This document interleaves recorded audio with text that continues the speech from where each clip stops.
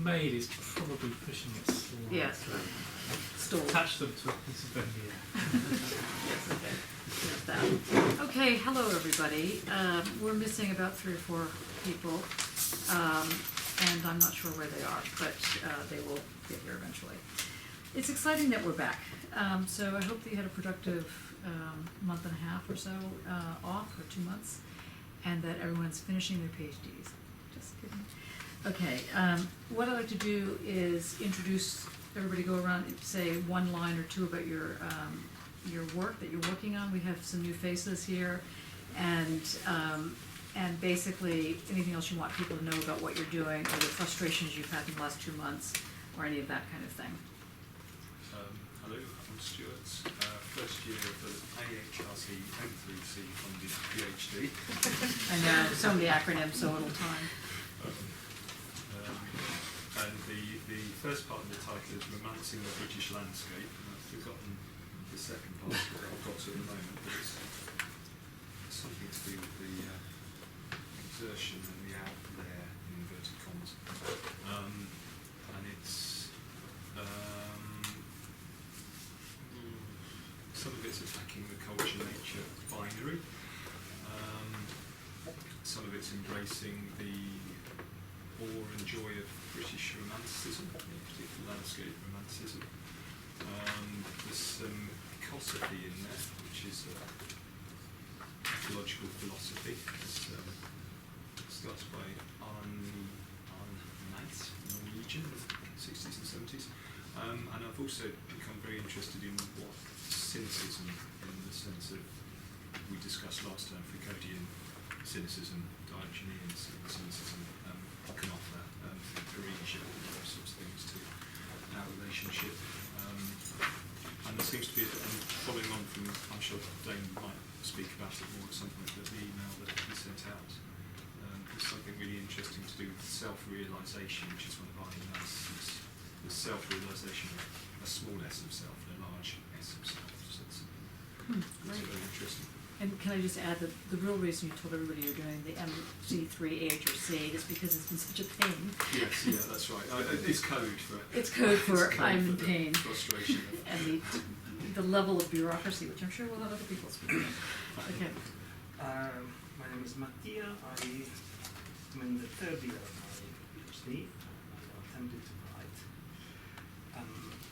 The work revolves around trying to approach an aesthetic argument around making art from a scientific angle, not because I want to analyze it scientifically, but because I find that the newly born science of complexity allows me to offer much better tools to discuss art making, art sense, and sense in general than the current existing discourses. And I'm looking in particular at all of the wealth of questions and possible answers that the notion of irreversibility offers, from the notion of irreversibility from complexity studies, complexity science offers. And I'm going in the direction of proposing that there are no absolute dimensions, but there is dimensionality in order to support givenness. Something that is there and is no longer, and something that is there in this case no longer lives within the dualism, the separation between body and language, which has always been reimposed on the top of art making, which is what I think I'm trying to fight against. Which you can't bear, yeah. And can you name any of the chapters? The title is divided in finitude, possibilities, dimensionality, aesthetic, and after complexity. However, the chapters at the moment will not follow this distinction because these 3 points could be the conclusion only, or at the same time something that is intertwined through the argument that I developed. So my problem at the moment is precisely how to redivide. Every time I start writing something, it reconfigures itself entirely, and I will have to come to terms with the fact that I have to be very banal and start from the description of what's in reversibility and complexity theory and build from there. But somehow I am allergic to that. Well, the reason I asked you to do this is that we're recording this, and what you just said in the introduction is perfect for your introductory remarks. You just listen to it, and write it out. Get someone to transcribe it if you're not going to do it. Yeah, Because it absolutely is what you're doing, and it's perfect. So it gets at least part of a chapter out of the way. Hi, I'm Kate. I finished my PhD in 2011 and I teach drama at university. So at the moment I'm leading 2 undergraduate modules and I'm trying to write my book proposal, which has been tormenting me for about 2 years. Only 2. Because I had to contribute to the ref articles, so I've been writing articles, giving papers and stuff, but now I'm doing nothing other than this teaching and writing my proposal. And it's complicated because since I wrote the PhD I've been coming to this seminar and so it now has a philosophical dimension that it didn't used to have. But what I'm looking at trying to theorise the bar in Saussure's sign as a sort of interruption which the stage has, the scaena, the backstage has sort of interruption. You So say the tane, or the scale, the yeah. scale, okay. You are good. So I'm trying to theorise how the theatre makes meaning in a particular way because of the because of the fact that what you can see is interrupted. So there are things, although they're staged, they're hidden. Some events are staged yet hidden. Interesting. Good, thank you. Jakob? Hi, I'm Jakob. I am. That's such a hard question. Yeah, I'm doing my first year in PhD. I don't really want to think about my research right now because I just went through the Stuart writing and rewriting it over and over again. Just to give a little synopsis. Well, instead, I wrote something, Okay, and great. like 3 short sentences, and I kind of originally there were supposed to be a narration for the video I was working on, but the video took a shape of its own, kind of redirected itself away from original intentions and became something different, which I actually enjoy. But I kind of still have those sentences. I don't know what to do with them, and here they are. So I'm going to read them. The surface floats within the boundaries of the frame. The skin bends with every motion and reacts to every external impulse. It shivers with pleasure and bruises with pain. The skin floats within the boundaries of the surface. The surface bends with every motion and reacts to every external frame. It shivers with pleasure and bruises with pain. The frame bruises within the boundaries of the pleasure. The pain bends with every shiver and reacts to every external impulse. It floats with every motion of the surface. Thank you. Great. I'm great. sat here and ripped my introduction. I like its stilted artificiality, so I'll try Go on. Name, first of all. Well, that would come. I'm just some guy, different names, Mark Walker, Rec Locran, or Dr. Mark Walker, artist, musician, philosopher. As we know, I'm happy with these terms, to force in the generic, not because I'm happy, not because it's not true, because it is true. The way society mediates our roles as artists with a reproduction and defence of society makes it suspicious, not only in the Marxist sense of wanting to change society. So what I'm trying to do is draw a line, problematizing the production of design, its appropriation by society or political interests. I think to this end, before I'm coming to these seminars, I've been in the big main library looking at Howard Cagill's The Art of Judgment. He was my external supervisor. At other times, practicing Parisia. Great. Nice. Hello, I'm Barbara. I'm an Erasmus student here. I came for PhD student. Yeah. Yeah. I'm studying in Austria in Vienna, but I'm originally from Hungary. I'm an art historian, and this is my 3rd year of PhD. I'm coming from a completely different environment, and this whole philosophical aspect is quite new for me, so I need some time to catch up with the whole thing you are doing here, but I'm enjoying it so far. It's my 3rd week actually in Birmingham. I'm writing my PhD about how globalization affects contemporary thinking, and especially I'm focusing on the 1990s and on the Hungarian and Eastern European art scene and culture scene. And I'm trying to include, besides the art historical aspect, a theoretical aspect as well. So that's partially what I'm working now. I'm writing basically the introductory chapters, an introductory chapter and the first chapter. Hopefully I will finish them during this semester. Good. We will see. Have you met Dr. Sume? Not yet, but Okay, but you're already, on target to do yeah. that. Yeah, because she's going to be very helpful for you. Yeah, you already Great, okay. recommended it. Yeah, okay, thank you. I'm Dane. My research is on immaterial media and algorithmic undecidability through real-time systems. So I'm looking at how artwork that uses digital technology specifically is a primary manner by which time, space and bodies are sort of rewritten or recoded, and looking at how to develop an epistemology of digital sensibility in interacting and encountering these sort of new dimensions of possibilities that is presented in this sort of reworked idea of temporality. So this epistemology of potentiality, is this, would that be fair to say that it's trying to bring in the question of the senses or something sensuous, or no, Yeah. it's something else? Okay. Yeah, and how by engaging with specifically an artwork, I suppose for any form of technological manifestation, how that really brings in a reworking of the ideas of sense or presence. Great, good. Lee? Yes.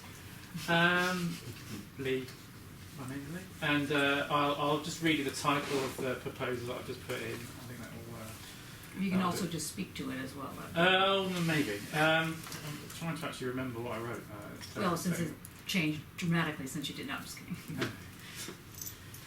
So I title is Sticky Correspondence, the importance of quantum materialities and methods for art thinking and making and disseminating. So really it's about that transition and the kind of relationship between art and science, and specifically physics, and how you can create art and research and kind of have an enfolding of all those states at the same time.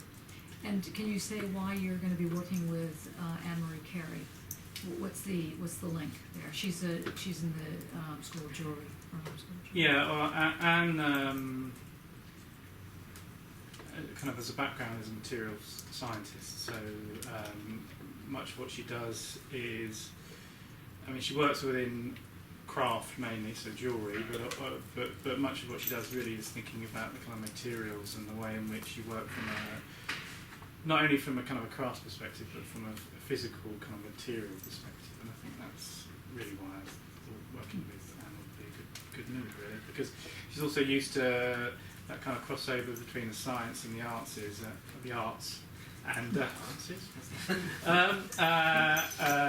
so I think she's very useful person, and I'll get on with her very well. Okay. Which is useful. Yeah, isn't it? helpful. Yeah. Second supervisor, right? Yes. Okay. Oh, sorry. I'm Chris. The most important thing I think I've done since this last, I had 2 weeks of thinking. I did no artwork, no reading, I just thought. And by taking that forward, I've managed to A, start reading my thesis again, Good. which was really taking nearly a year to do. It's quite frightening, and I got to page 4 and found a mistake. That was a bit annoying, because I'm sure I'll find a lot more before I get to the end. It is amazing how you look at it, you look at it, you look at it, you look at it. And other people look at it and look at it, and Yeah. I still don't notice. Yeah. But anyway, it's not as bad as I thought it was, and there are some good ideas in there. And I've taken some of those reasonable ideas and managed to sort of resolve them by spending hours and hours in the studio just playing and experimenting. And yesterday I sort of had a bit of a breakthrough and thought, I know what I I'm doing. But Wow. I'm not really ready to talk about it this week, but I might do next week. So Okay. it is all tied in with what I wrote about in my thesis about transitional spaces and border spaces, and trying to move along beyond the sort of Husserl and Merleau-Ponty type thing. And I've been looking at Blackwell. I'm just trying to move forward, really. Interesting. And I've had the opportunity to create 2 exhibitions, of which one I've offered to people here, and thank you for the 5 proposals, really appreciate those. And not as much else. And when will you know the answer to those proposals, or when, how you looking, how is that bubbling up?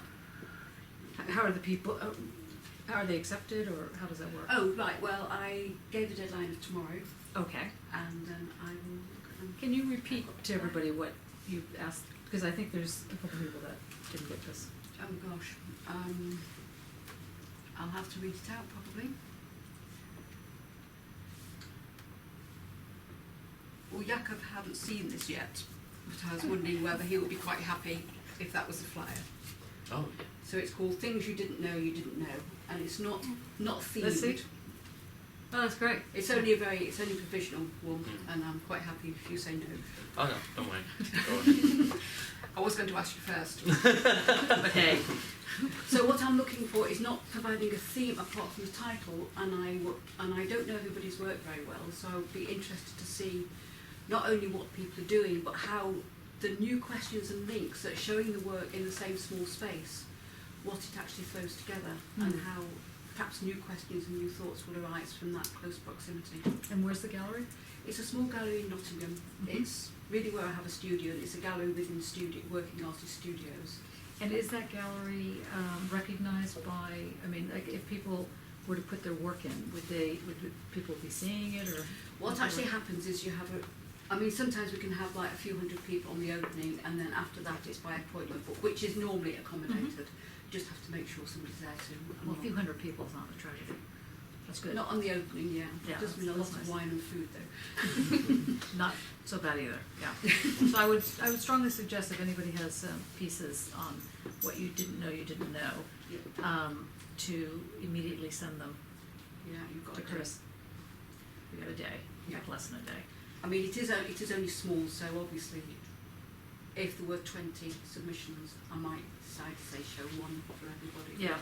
Select, but it's Okay. going well so far. Good. Had some really good proposals. Excellent, excellent. No, they've all been good proposals. That's right, excellent. Sorry. Been teaching. Okay, Diplomacy. that's right, it's very difficult. Hi everyone, my name is Dee and I'm the first year PhD student. My research is about urbanization in China and people's dislocated memory. And in the last 2 months, have something changed. The first is I decided to do the practice-led PhD. Wow, And great. I have second supervisor, which is Which is a Joe. miracle. Joe Langhorster is a very good photographer. And Except don't ever say that to her. Yeah, She would just want to strangle you probably, because she doesn't see herself as a photographer. artist, very Yes. good artist, yeah. Seriously. Seriously, don't do that. That would be like, she would not be your second supervisor for that. Go on. And at starting, my supervisors think my project is still a little bit big. So in this stage, I'm still trying to narrow it down. And they think maybe I need to, because the relationship between the memory and the photography is a very big topic. So they think maybe I can think about how the photograph can represent the urban change in China. So now I'm thinking about it. Good. I mean, this is where Barbara, your work might have some Yeah. links here, because I have to assume that you're dealing with memory, urbanization, change, except obviously it's with the sort of Eastern European Yep. side. So talk together. Good. Good. Dee, Barbara, D. Bye. Okay. Hello, I'm Lily. I'm a first year PhD student, HRC funded, collaborative with here and the CFCCA for New Chinese Art Centre.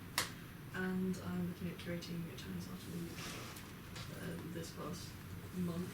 I've sort of a preliminary interview with a quite an important curator based between here and China, called Karen Smith, and who might possibly have an advisory sort of position in this This project. mad This mad project of yours. project, yeah. And I'm going to start some initial visits to CFCCA at the end of the month. Are you under the same mad regime as the M3C AHRC people, where you have to do all these kind of interesting reviews and things? I don't think not. You would know. I don't have to do the three cities thing. You don't have to do the things, uploading your tutorial reports every 5 minutes and No. no. Okay. Okay. Thank you. Hello, I'm Guy. I'm a here full time. I'm looking at recording. I mean, it's the mechanism actually, and it's more like not just the actuality of it, but think about recording more theoretically. And at the moment, I'm actually looking at my practice and trying to get knowledge from it. And I'm looking at the instant moment of performance. And yeah, it's like. Great. I'm Alberto, and I'm a practice-led PhD student, first year.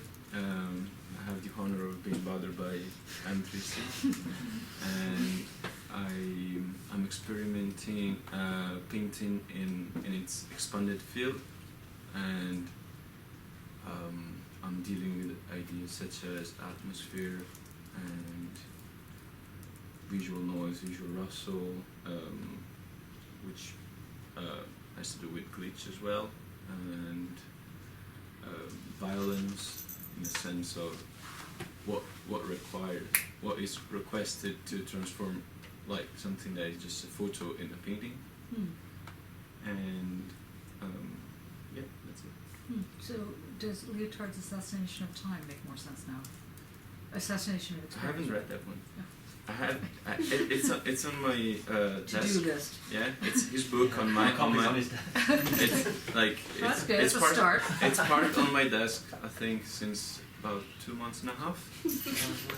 But I've been busy writing down my proposals That's sometimes, right. and I didn't have much time to read lots of books that I It's have a to. full-time job, as you said to me the other day.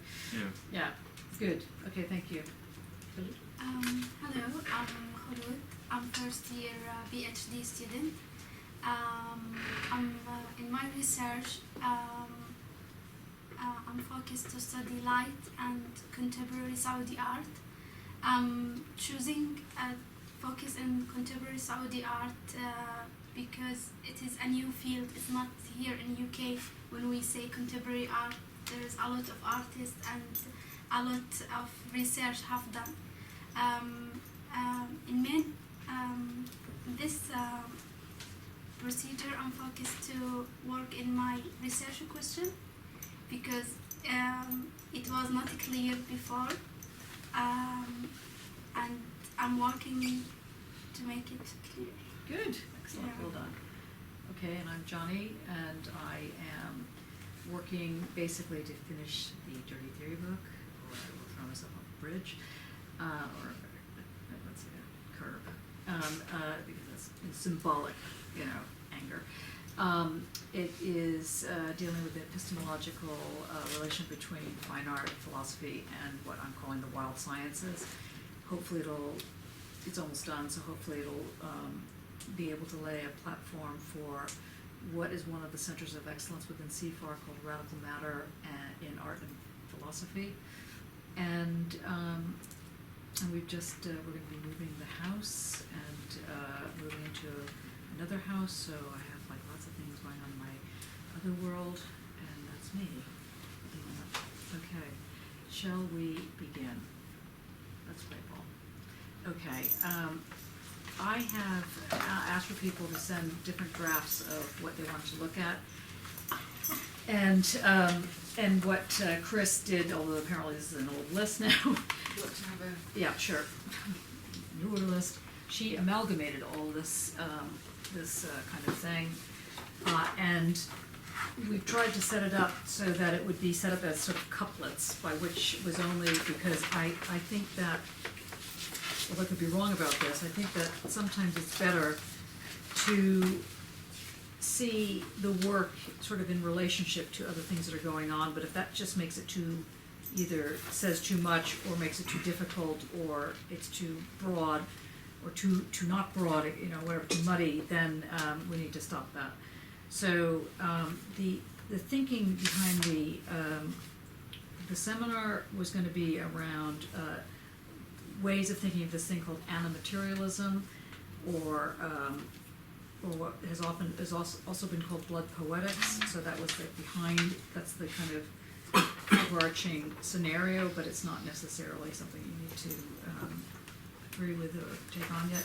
So the very first today, since we needed to set something up, it was going to be really kicking off with Dane's comment that he sent around, and I wanted to also make a couple of remarks about the relationship between Heidegger and Foucault, and just start the kind of methodological move that's happening, or has been happening in this seminar for quite some time, and put it a bit more out there, so you have a sense of it. And then there's different ways of looking at this, like Chris has set up this atmospherics, aesthetics, poetics for a non-fascist society. And those are my sections. Okay, those are Dane's sections. Yeah, Dane has had Necessity of sexuality. Should be just necessity of sex now. Necessity of error, violence, so on. There's a lot of things here. Infinitude and unbounded. The mathematical flesh. Okay, and questions of uncertainty. So in this move, we only have basically about 3 or 4 months max to really get our hands dirty, minds dirty, and so on. So I want to make sure that we do what people's theses require. Now, this is a PhD research method seminar, so it is trying to get you to be comfortable with how one understands the logic that informs your putting things together. That's what's behind this. The logic not a logic, but one of the logics has been a question of thinking about this unbounded or uncertainty or undecidable move, and I'd like to continue concentrating on that move, in part because, as you may know, in case you don't know, we did wildly well in the ref, which we were hoping to do. The only reason we didn't get 100% in the research output is because there were a few PhDs that didn't finish when they, for a variety of reasons, and so we were penalized by that. That was the only reason. But I have talked to people on the ref panel now, and CFAR is in particular now being seen as world-class, and it has a very specific sort of feel about it. It doesn't, which is to say, both is hopefully open, but at the same time has a bit of a shaping going on, and I want to continue in that manner. So that's that for the time being. So that's why I set up the Foucault-Heidegger poetics move, and then started getting into the question of circulation, and so on and so forth. What I thought we would do, since people did very well with the Foucault reading, is that we just start off with this so we get a sense of the question of discourse and event, and then begin to move outward, or outward and inward. But what I need to happen, Chris, do you have this on digital, on electronic? only the handwritten stuff obviously isn't. Oh, right, okay. Is it possible that, have you sent this to the group? No. I sent you a copy before I put the handwritten stuff on. Oh, right. And Dane's added a couple today. Okay, because what I think would be helpful is if we just send it to this group, not to the whole CFAR group. In fact, what I would need from everybody is, can you just write your name down so I can put a tiny little, so we make the decision, this is what happens in this group, and everybody else that's following in the CFAR, and this includes the people that are missing, of course, but today. But that's it. This is this group, and this is what we decide on here. What are your thinkings on the subject matter? Okay, good. I think what's also missing here in a major way is Leotard's work. I think that we need to raise that to the fore. In particular, his why paint work, or what do you get from painting? Very important work. Did you bring it? It's upstairs. You want it here? Exactly about that, where that. About right there. in the between of those two lights. Well, at some point, because I wanted to, actually, could you go get it? Because I wanted to read the thing. I think that I've been doing a lot of thinking about how this seminar should operate, because as I told you last time, I thought it wasn't operating as it should be, and I couldn't figure out why I felt this way, because people wrote to me separately saying it's working perfectly, like this kind of thing, or we love it, or something like that, and that's all fine, but I wasn't thinking that it was produced, that you were feeling both. I think it's a delicate operation. You need to be led by things that are interesting you, but at the same time have to feel that it is speaking to your work. So it's a complex process, and I want to make sure that we more or less hit it right. So that's why I've opened this up.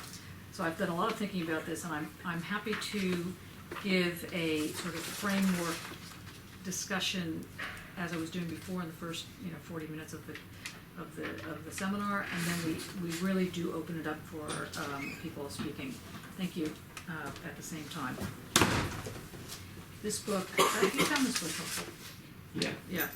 This is called What to Paint. And this is one of these books that costs like £1 zillion. It's ridiculous. It's on 50. £50, yeah, which I think is a lot. Yeah. Not. Okay, but it has things like the question of presence, what a line is, what does it mean to be frank in a painting, anamnesis, the point. These are things that are all ways in which he tries to play around with the role of painting as a method of thinking. And it's quite interesting what he develops, and then he looks at different artists in it, which I thought was quite useful. So I'm just going to pass this around so you can take a look at it. So what would people like to say to this? Have any thoughts? Any? You mean the whole page, or starting out with these two? Well, kind of the whole page, but it doesn't have to be the whole page, because overwhelming, isn't it? yeah. Well, I mean, really what I'm trying to do is I think that basically what's happening here is to try to get a notion of a plural logic or a plural epistemology that allows one to do research a specific way, or guides the research without being heavy-handed about it. That's what I think is happening here. I think that if we do dialectics, sometimes we've done the notion of dialectics here, sometimes we've done Heideggerian moves, sometimes we've done the poetics, and I'm trying to get it so that people can to take a look at this work, but know that it is attached to a wider field, the field of postmodernism or the field of postmodernism, something like that. A continental philosophy at best, or at least, something like that. It's not analytic philosophy, which is not a surprise to anyone. I want to get a sense, yeah, Chris? So you want to like a loose framework? A loose framework so you know what you're about here, like what's going on here. And I want people's artwork to come into this, if you can, so that when we actually look at the work, it's not like you feel like you're being double tasked with things, though you will be asked to step up to the plate in a very specific way. So.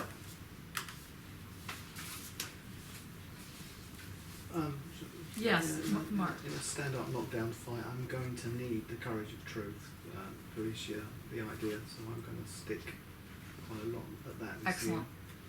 Yeah, I think that that's going to be our way into this. partly because of the whole question of how the Parisia operates and your work on cynicism, but also the way in which the discourse, the notion of discourse, which is so horrifically developed outside of this kind of, usually it's developed as an assemblage or something, or constitutive unity, and it's just, we need to redo that. So if we stick with the courage of truth, which is what this is what that meant, the Foucault thing, you know, couplet one. I don't know why it didn't publish, it didn't print everything, it just, and I wanted to combine that with the notion of the event. I think that it's really important that we start the Heideggerian move around event. I think that that'll be very important, and then perhaps we then move into this painting question. And with the painting, that will bring in questions of undecidability, it'll bring in questions of complexity, economy, circulation. Does this sound like you want to do it? Really? No, you don't want to do that. What do you want to do? Well, personally,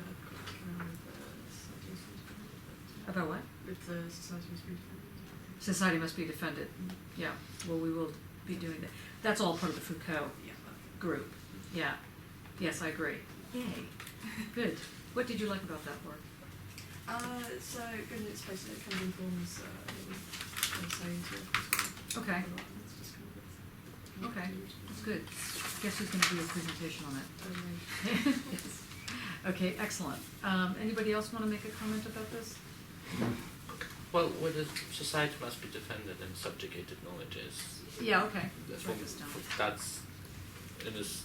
I'm kind of reading now Judith Halbersteinberg, Queer Art of Failure, as the text called, and she refers to that quite often. Yeah.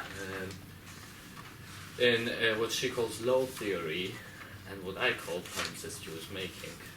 What law theory is by Butler? No, who's No, called it? Giles Miller. Giles He was Miller. educational theorist, Yeah. and I think she adapts it from him. I'm not sure. I never read any of the Giles Miller work, so I'm not sure yet what exactly. But it's about she talks about the failure as another way of knowing, stupidity as another way of knowing, and she kind Yes. of compares that with the subjugated knowledges of Foucault's and what he brings into, and also is what is discipline and being undisciplined Yeah. and being not interdisciplinary or disciplinary. Sorry. Okay. So not being interdisciplinary and undisciplinary Okay. knowledge. So something that doesn't. In the Foucault kind of says, I'm not sure where exactly, but I kind of remember. I have that quote. You know, how sometimes I just had a quote. Yeah, which is what's what? Foucault somewhere part of Foucault saying that discipline in, let's say, education system that creates a power, and kind of it forms the operating of, like, it produces knowledge that conforms the discipline. It creates regimes. And Yeah, so on. yeah, and it kind of goes around, and kind of she talks about undisciplinary knowledge, something that doesn't. It's not necessarily meaning that it doesn't belong to a subject, let's say, or doesn't belong to a certain framework of Mhm. being this, but by creation of it doesn't do that, so it doesn't confirm the subject as a power motto Okay. building. So that's quite interesting. I'm that not is- sure exactly what she, because I haven't finished her text yet, but Her the- being Judith Halberstein. Judith Halberstein. Halberstein. Yeah. Stam. Stam. Halberstein. Halberstein. Yeah. So, Anybody else? I think Mark going on about Foucault and Parisius, I think it's something that we should examine more, because I think it's really vital for us all to. Did you say Parisia or Parisia? Parisia. Parisia. Okay. Yeah, I never quite know how to pronounce it. I just think it's really a vital concept that we actually Okay. should know and be able to practice in some ways. Okay. Dane? No, I just think society must be defended to help get the sort of framework beyond it. Okay. Yeah.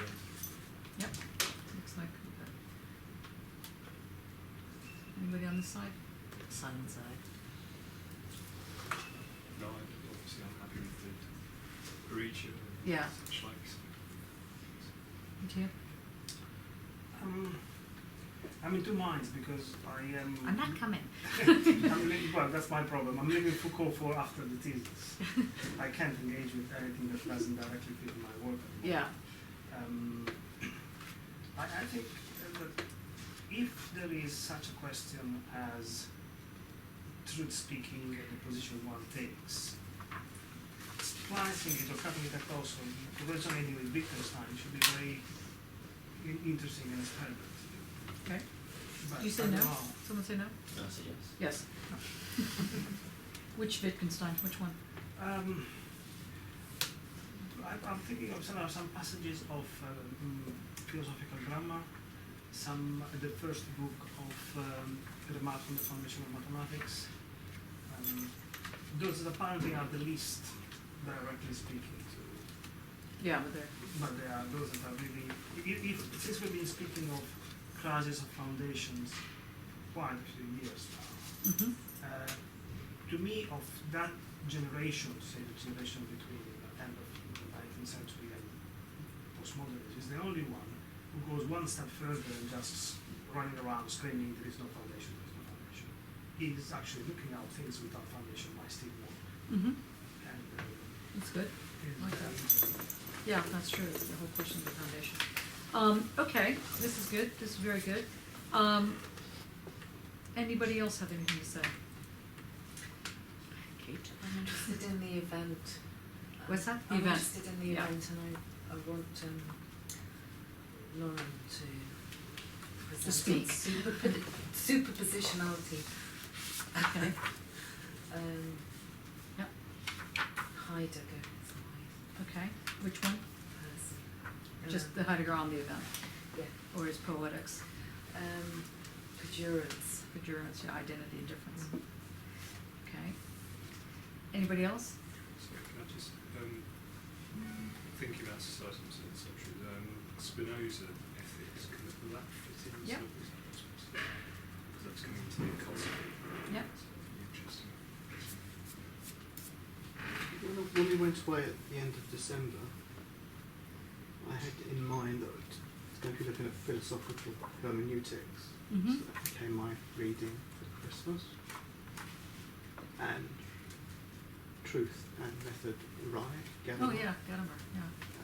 We had this philosophical hermeneutics, and then there's the Heidegger's hermeneutic effectivity. Yeah, that's true. So hermeneutics is on my reading list, our reading list. And the other thing was, it's got to be in there maybe. So, I know it's speculative aesthetic. Okay. Which one? You mean by Melissu? No, this one. I went online, I found this. I was going to show it to Matthias, that might interest him.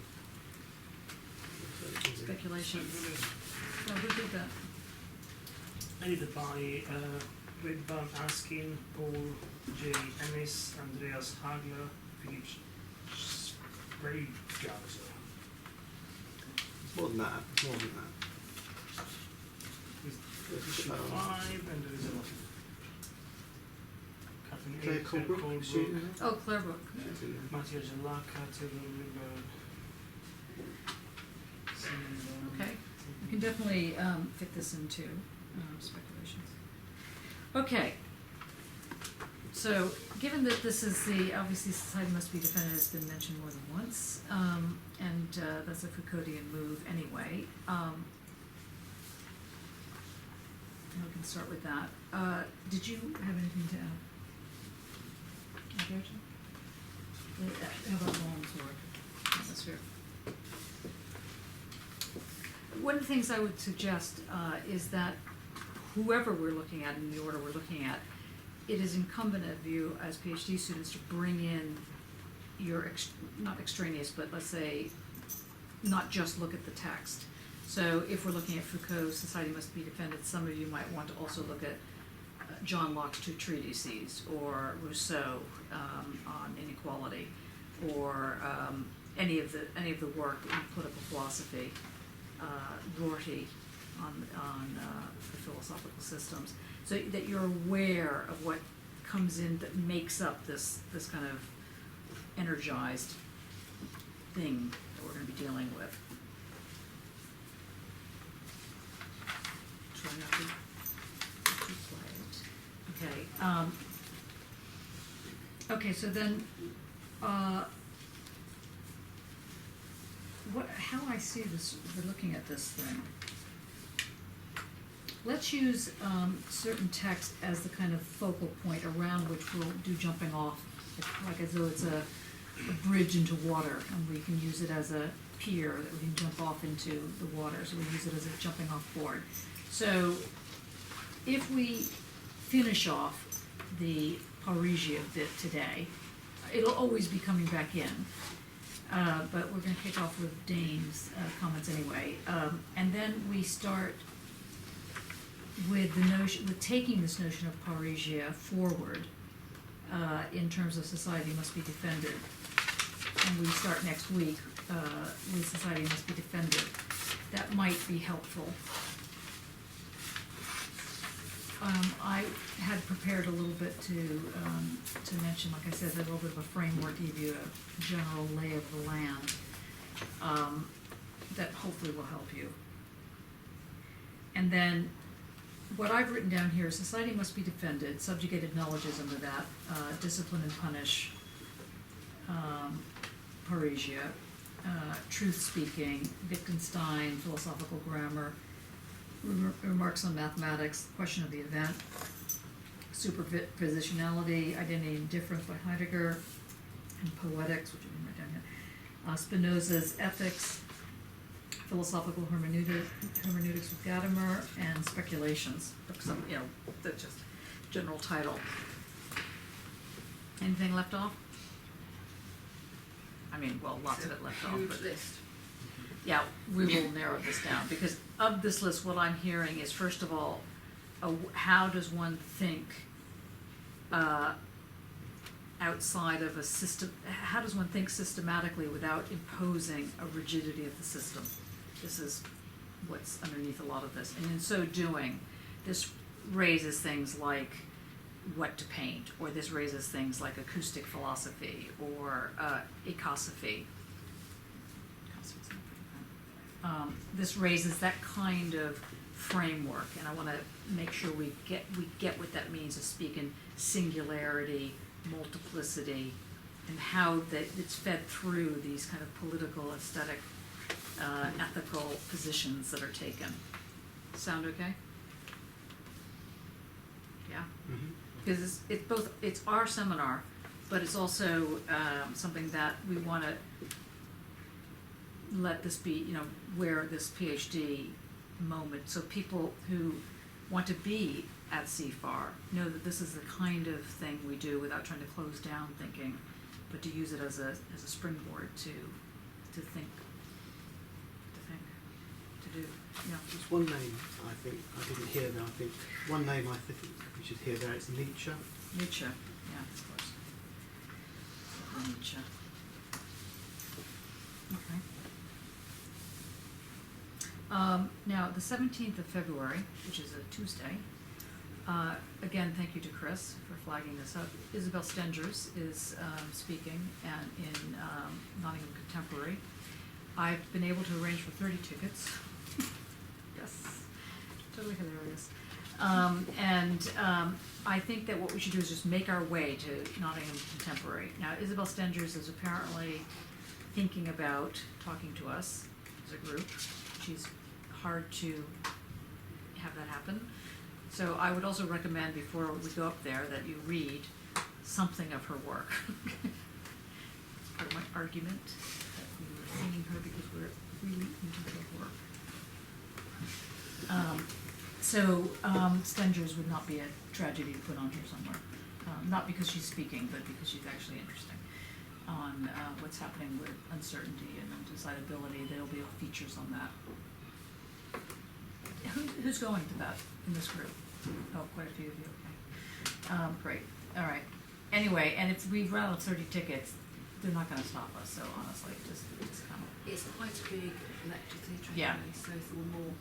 They're not, I think they were just totally astonished. They could not believe it. Like, yes, we're coming. Like this big lemming group coming in. Okay, all right. So, anything sort of particular one you would recommend? I would recommend either the introduction that's in her book on Whitehead, or I'd recommend the introduction or the chapter 1 of her Cosmopolitics. She's going to be talking about Gaia or something, and the Earth. Sorry. Something, echoes of the sea or whatever it's called. Gossipy. Sorry. That sounds beautiful. Oh yeah, she's one of these people. But there is that tendency in her work to be a bit vulnerable of the Yeah. new ageism. Yeah. One takes what one wants. Yeah. I also wouldn't mind some of Irigade's work, Speculum of the Other. Not because I think that it's actually, well, I do think a lot of it's fantastic and a lot of it's annoying and a lot of it's very reactionary. But I think that her notion of other is useful. The way in which the thing called the other operates without, I think, but I could be wrong, so, but certainly in her Forgetting of Air, it's very useful. Did you think so, or no? I think she's... Over time, I read it 6-7 years ago. But Yeah. I think that she does exactly what she criticizes in Ireland. Yeah. She just widens the frame one more step and then freezes it there. Yeah. So there is no room for anything else but the new position she sets up. Hmm. I want you to know Barnaby's probably listening on some level. Barnaby's getting very close. No, he's not finished, but he's correcting his thesis, so you can always tell when that happens. And I think that his notion of how he's coming up with a different form, he's doing the end of metaphysics argument in Bataille. And it's quite brilliant how it's being laid out, but it does answer to the Heideggerian question that Irigaray could not answer. So it's quite an amazing little piece. If he gets here, which he hopefully will, you'll hear it. Okay, are we happy with this idea? So today is we're just going to warm up. Today's a warm up. So you're just going to hear things, and then we'll move into the Society Must Be Defended for next week. We'll start with that. Start with the first lectures. Okay, and then I will set up a list of how this kind of works with sub-suggestions. So anything else you want to attach to it. Different artists will go through this list. Look at, yes? Oh, okay. Any other questions? No? Good. Okay.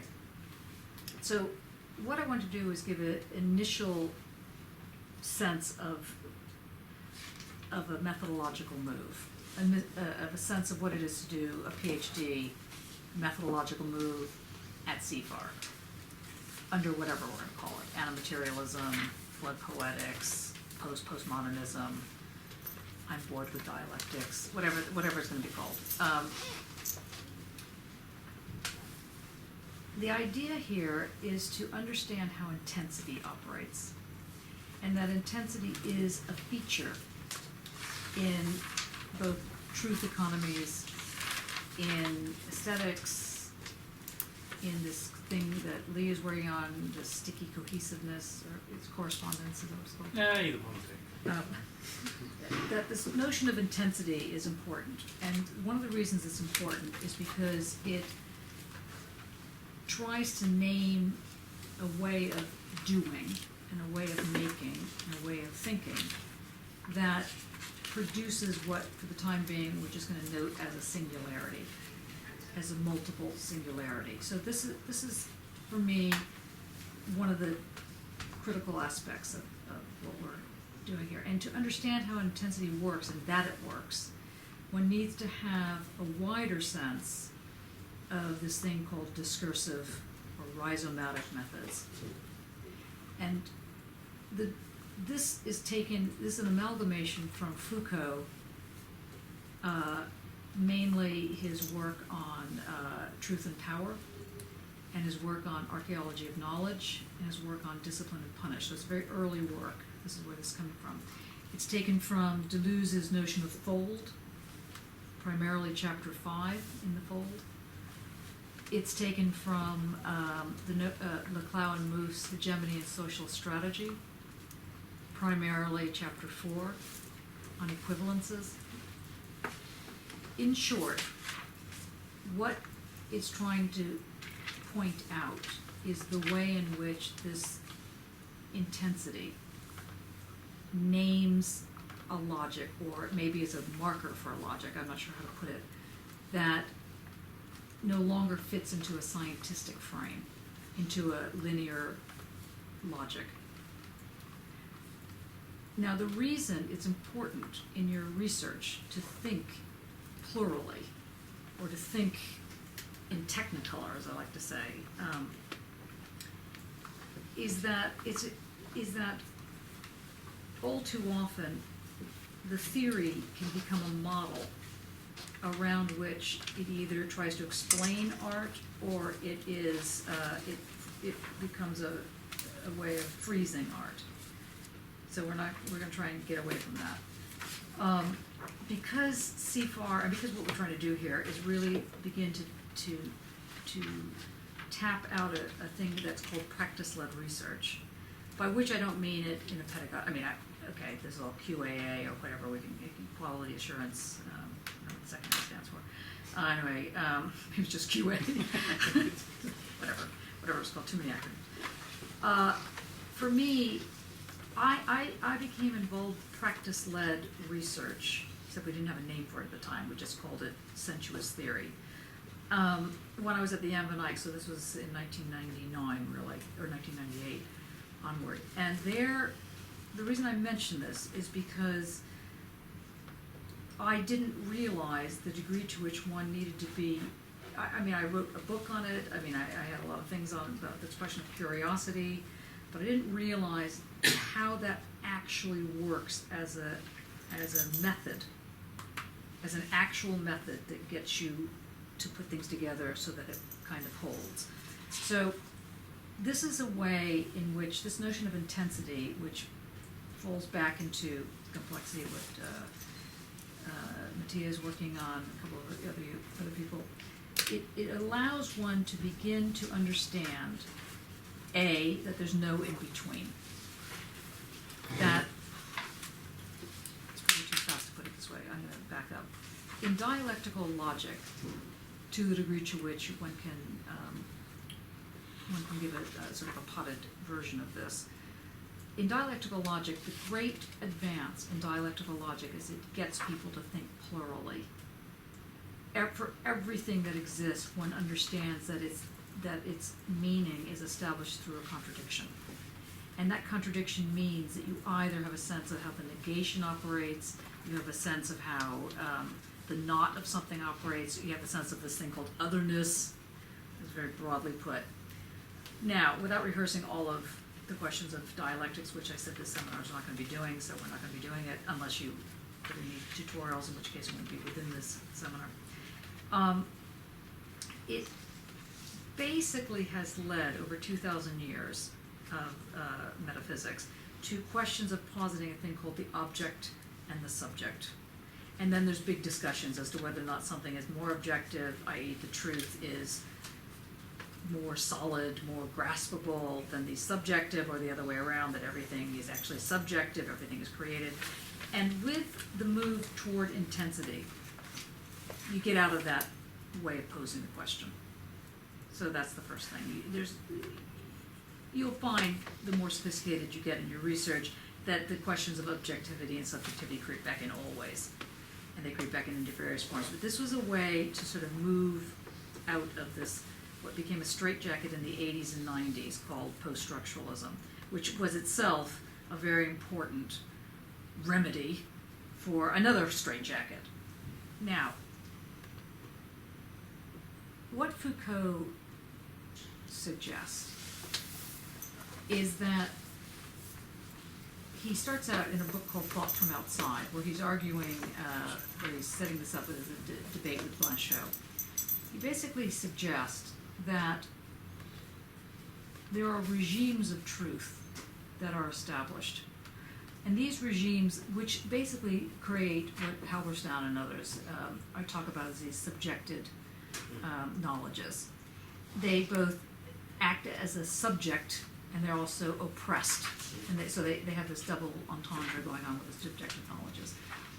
In Foucault's work, he basically makes a claim, which is not that, it's people have heard this claim many, many years now, that, you know, knowledge is power. And where this comes from, where this notion knowledge is power comes from, is that the notion of power itself is no longer understood as a zero-sum game. That is to say, either you have it or you don't have it. Either you're oppressed or you're not oppressed. That it goes outside of that realm. So he's trying to deal with this notion of the sort of outside of this binary. So he, in various ways, creeps toward this notion of the discourse, which I'll get into a little bit in a minute. Now, importantly for yourselves and for what we're doing here, I think, is that Foucault addresses part of the question via the Heideggerian move. Now, there's a big debate whether or not he's really following Heidegger or not really following Heidegger or really following Merleau-Ponty or whatever. I find that the move to at least expose the Heideggerian ruse that's in his work is helpful. But it doesn't necessarily mean that that's simply where he's coming from. So what is that? We know that in Heidegger's work, he makes an argument in Identity and Difference that states that identity is actually emerges, I was talking about this last night, actually emerges out of this relation between, let's say, small I, identity, and small d, difference. If you take difference and identity and you stick them together, you get identity. You get the real identity. You get the real notion of truth, as it were. Because identity becomes a euphemism, becomes a naming of what is. So, to say this as clearly as possible, what's at stake here is both a political and an epistemological move, and actually an aesthetic one too. That Foucault, Foucault's the one that kind of packages it, and then it goes in various directions given how you want to do this. We'll take it in those directions. In the dialectical move, the is cannot be inhabited. The is always immediate, that is to say, not mediated. This is precisely not the case in the Foucauldian move. In the Foucauldian move, the is precisely what is inhabited. Invention is what is at stake, not discovery. One doesn't discover who am I. One invents it under this thing, let's say, called what he calls a stylistics of existence. But again, that's just a marker so you hear it. This is where the parrhesia comes in. This is where the notion of the so-called truth-telling is precisely inhabiting this arena called is. But it's a weird is. It's an odd is. Because the is, what is the is? The is names, the is precisely born out of this thing called difference. And I'll get back to this in a second. But difference is a radical notion of difference, by which is meant it's not the opposite, it's not the contradiction of identity. It is completely different than identity. So let's say if you were in the dialectical frame, you would be thinking of identity, all that there is plus all that there's not. So thesis, antithesis, and all the things that go along with that, sublation, movement, immanence, so on and so forth. In the Heideggerian move, which Foucault takes on, the is names a radical difference. The reason it is radical is because rather than being on opposite sides, identity and difference are on the same side, as it were. In fact, there is no side. There's simply a surface. Now, try and hear this as best you can, because I know it's, for some of you, you've heard it like a zillion times, but some of you haven't heard it ever. This surface is discontinuous. So it's on a blob. So when you're thinking about regimes of truth, or when you're thinking about this notion of parrhesia, or when you're thinking about what a society is, remember that the logic that's being used here is called discontinuous or rhizomatic logic. Now, just to be clear, continuous logic is logic that goes from point A to B. That it literally is, if I say 1, 2, 3, 4, we know the next number is 5 because there's a system. We have a system in mind, in this case, base 10, that takes us to 5. And it's not because, it's linear, not because there are, or let's put it like this, it's not discontinuous. Even though there's a thing called 1, and even though there's a thing called 2, and even though there's a thing called 3 and so on, that these are these kind of so-called discrete elements, it's still a continuous logic because we can think the next step. And we can think the next step in a very, what would be called, rational position. This does not help in art because you might have the immediate next step make sense, but that doesn't necessarily mean that's going to be the outcome. So one has to be very cautious on how one builds this logic. So we move to this logic of discontinuity or nonlinear or singularity. These are all the kind of similar words that are going to be brought to bear as a way to consider the contemporary predicament. And by contemporary predicament, I mean global. The argument is not going to say that in some places it holds this way, but in other places it holds somewhere else. The argument is that this is a logic that holds, period. And that's a big claim.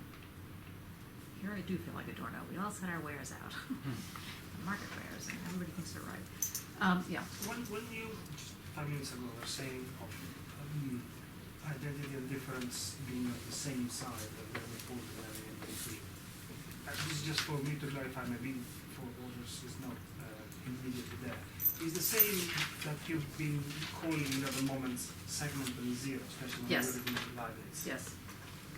Yes. I didn't want to raise that, but yes, that's exactly what it is. But in fact, since you've raised it, I'll make it clear as much as I can. In linear thinking, the 0 is the nothing, and the 1 is the many.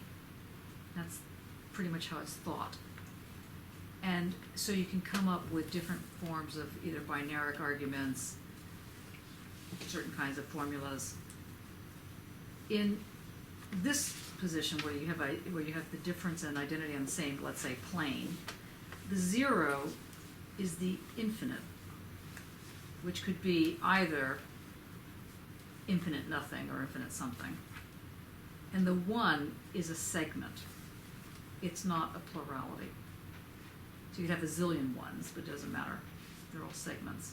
Now, the reason this is important, because it probably doesn't make any sense to some at the moment, the reason that matters is because it creates a way of understanding how the materiality of the world is established without resorting to a ground that is literally like terra firma, like literally a ground.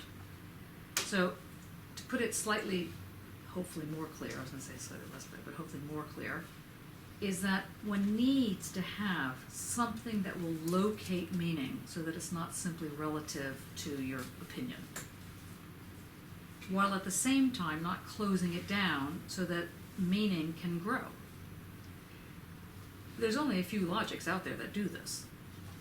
And one of them is this logic of the surface, or the discontinuous, and that's what Foucault, working off of the Heideggerian move, was trying to do. And incidentally, that's also what Derrida was trying to do. They're doing it differently, but they're working in the same thing. And the question is, do they do it, or how do they do it? Because there's no point in in sort of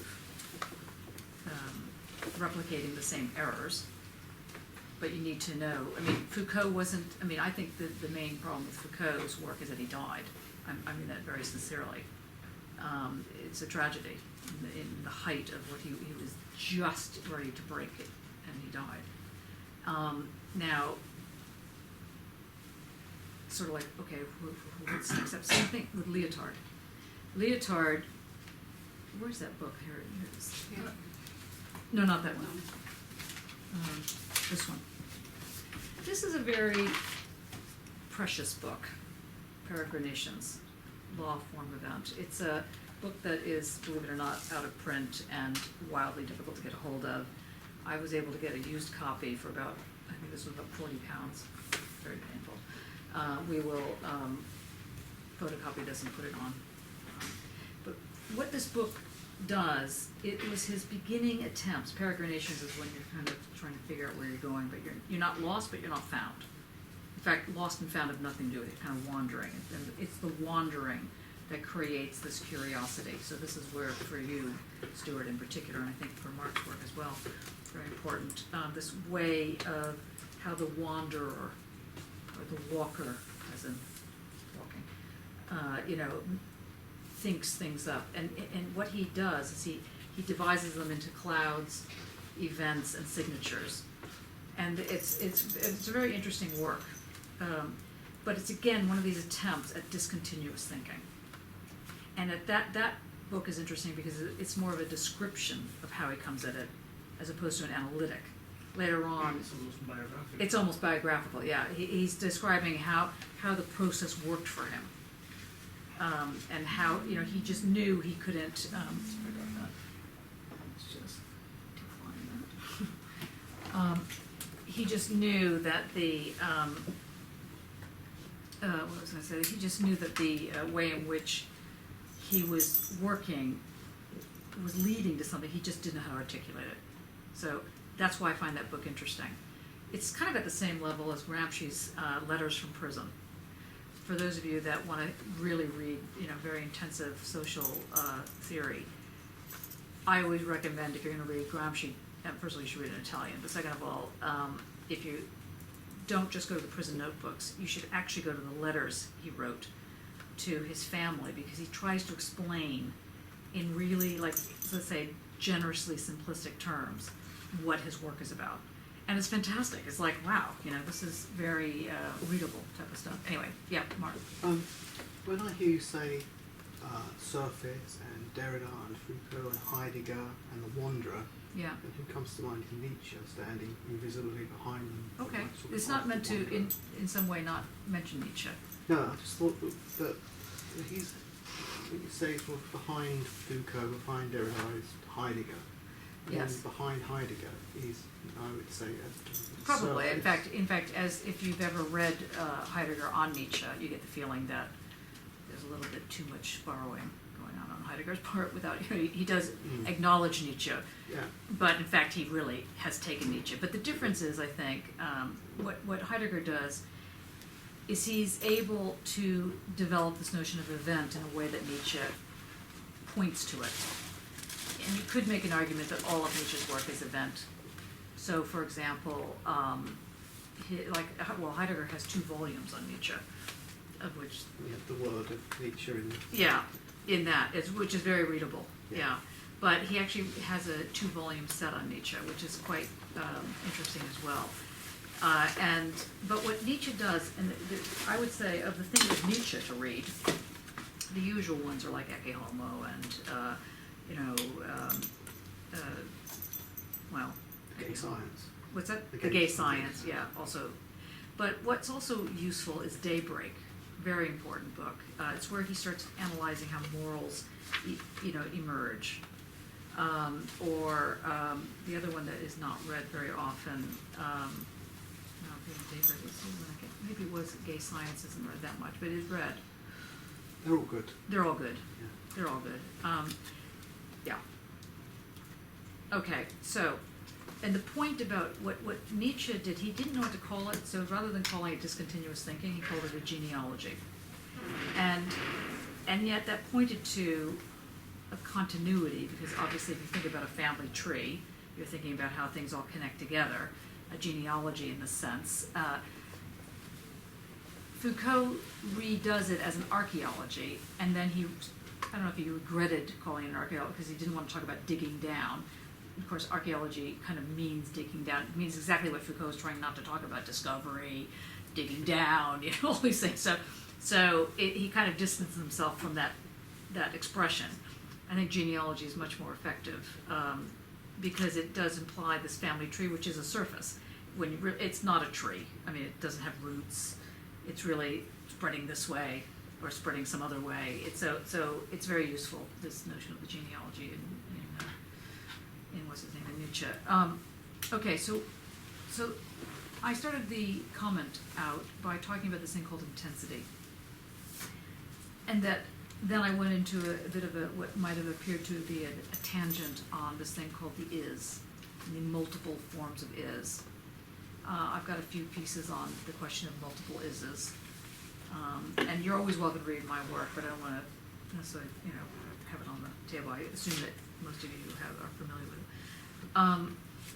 Now, this multiple is, this two-headed is, on the one hand means this heterogeneic, this thing that has holes in it, this thing that has that's like a weave of some sort, but it's this palimpsestuous type of weave, because it's not a layer, it's not really a weave, but there's an interaction, but there's not really an interaction, and so on and so forth. This kind of thing is this notion of the discontinuous that gets established as a intensity in Lyotard's work. So in Lyotard, what he does, and this is what he develops this in libidinal economy, mainly, but not only. In libidinal economy, he basically makes the argument that one must focus on how this is explodes, and then gives direction in its explosion. And he talks about the pulgino, this kind of this very explosive thing, the way in which something gets situated. So when something explodes, there's a situation, not in the situationist sense, but in the getting set up as what could be called a nodal point, N-O-D-A-L, nodal point, a dot on the surface. And then one starts to play with those dots and starts to bring them together and not bring them together, this kind of thing. Okay. I just want to park that for a second and then give it another way into this. In liberal theory, in classical liberal theory, the argument is that there is a thing called society. Under post-structuralism, part of post-structuralism, there was a very trendy thing that went on around saying that there was, yes? Can I go back a little bit? Yeah. Because you were talking about the palimpsest and this kind of thing, yeah. Yeah. Yeah. And got me thinking, earlier you spoke about difference of identity and difference and not Heideggerian, and I kind of thought to myself, because there is a certain what I kind of in a certain dig out through the palimpsestuous, and what I'm trying to do in my research in a sense is talk about familiarity and something being similar. Yeah. And that connection as in certain Wait, say sorry that again, sorry. Yeah, as a certain perverse connection of attraction. Yes. That sits between things that are similar and familiar. I want to call them familiar because they kind of, the word fits better into your argument. Yeah, actually, yeah, because it does fit better into incestuous. When we're talking about incest, naming something familiar kind of points out more of a dirty and so there's two ways to go with that, if I can interrupt for a second. One is Wittgenstein has a whole argument on this thing called family resemblances. And it's part of the argument that he puts up in philosophical grammar, but not just there. So if you just do Wittgenstein family resemblances, you'll see how he argues this. It'll come up all over Google. Like color would be a good example for that. Yes. Can you explain? Yeah, like, you have a color, like, you have red, but then there's a sort of relationship between the actual reds and your ideal of what red is, or let's say blue and green, like how to decide when a point is closer to your ideal of blue or green. And those are kind of family relationships. Right. And so let's say something is redder than something else, as something is more a tool than something else. Yes. The same reason, once I found online something like, think of a tool and think of a color. And most of the people will think of a red hammer, because red is the most colorful color, you know, because after black and white comes red, and red is like probably the most popular one. And hammer is probably the most toolish tool that people, I don't know. Yeah, so interesting. like 80% of people will think of a red hammer, and not because they all are identical in everything, but because they just work in that way. It's interesting. Now, what that emphasizes is that there's no essence to the family resemblance. That there's simply this amalgamating, or as in Laclau and Mouffe, in the hegemony of social strategy, where they explain it very clearly, is a thing called equivalences. So you end up making the hammer and the red equivalent, and they're able to sit in the same set together, as it were. Yeah. And further to that is so much of the idea of the it, which is another way of saying facticity. So you have like the it is relationship. I want to throw this in. It's also there's a children's game that we played. Does anyone remember playing it, where you touch someone and they were it, and then they had to go around and touch someone else? Yeah. So these dots joining up. And Yes, the You're It game. Yeah. Oh yeah, that yeah. Yeah, tag your it. It is. You can find online lectures people talking about facticity as the it, and so this relationship between what you were saying with the colour. Is it? It is. And sometimes it is it. It changes. So sometimes, you know, ooh, like that, it's a strange animal, or sometimes it's a strange animal, I like that. So is it is in this relationship with the is and the it. Yeah, the tag your it question. That's very There is another way into it, which is not in contradiction at all, but simply a different angle, which I came back to my mind recently, which is Goethe Elective Affinities. Goethe what? Elective Affinities is a novel, a short novel he wrote. Apparently, like the surface is a story of three couples that exchange and recombine while staying in an idyllic situation in the countryside. Years later, it dawned on me that he's referring to chemistry and the complexity that comes out of chemistry, the fact that things can combine and recombine in very interesting ways just because they can. Yes. Yeah, and that's like, for example, And that's quite, because the things are connected that maybe should not be connected, or like in a theory do not belong together, but yet because of the familiarity in some respect, I want to call it familiarity, but I don't know if it's right, that's probably wrong. But anyway, in some respect they do attract each other, they grasp each other, creating this palimpsestuous moment. thing. Moment. Intensity or something, or whatever. Sticky cohesiveness. Yeah. But it is palim, meaning plural, and incestuous, only from the point of view of a monistic theory or a monistic ground. You'll have to defend yourself on this. Otherwise, sorry, I'm not repeat that, because I think it is palin as in pluralistic and taking it all in, and incestuous only from the point of view of that ruler who wants to separate in order to rule. And not necessarily. Although I'll let Jakob defend himself. you're saying that pali translate as palin in Greek is everything. It's no. All the you see, the word palimpsest doesn't talk about that. From the when the etymology of the word. Sorry, let me just. I had it written somewhere exactly, but palimpsest means literally to rub off, to remove, and to remove from existence. Once you link it to incestuous, you want to use something. And incestuous is to. I told you the definition. It was such a nice definition. I found. Don't look at me. You've got to defend yourself. Yeah, definition. Oh God. 1 second. I'm going to find because I'm first year, so I'm trying to find it. I just find You're more criticizing his move. an element It's okay. of no upstream. I mean, I find we very often are forced to embrace the opposite of what we don't want. It is But on the other hand, when someone says, by so, Jove, yeah. blah, blah, blah, Yeah. they don't really mean that they're speaking about Jove. So sometimes neologisms just are.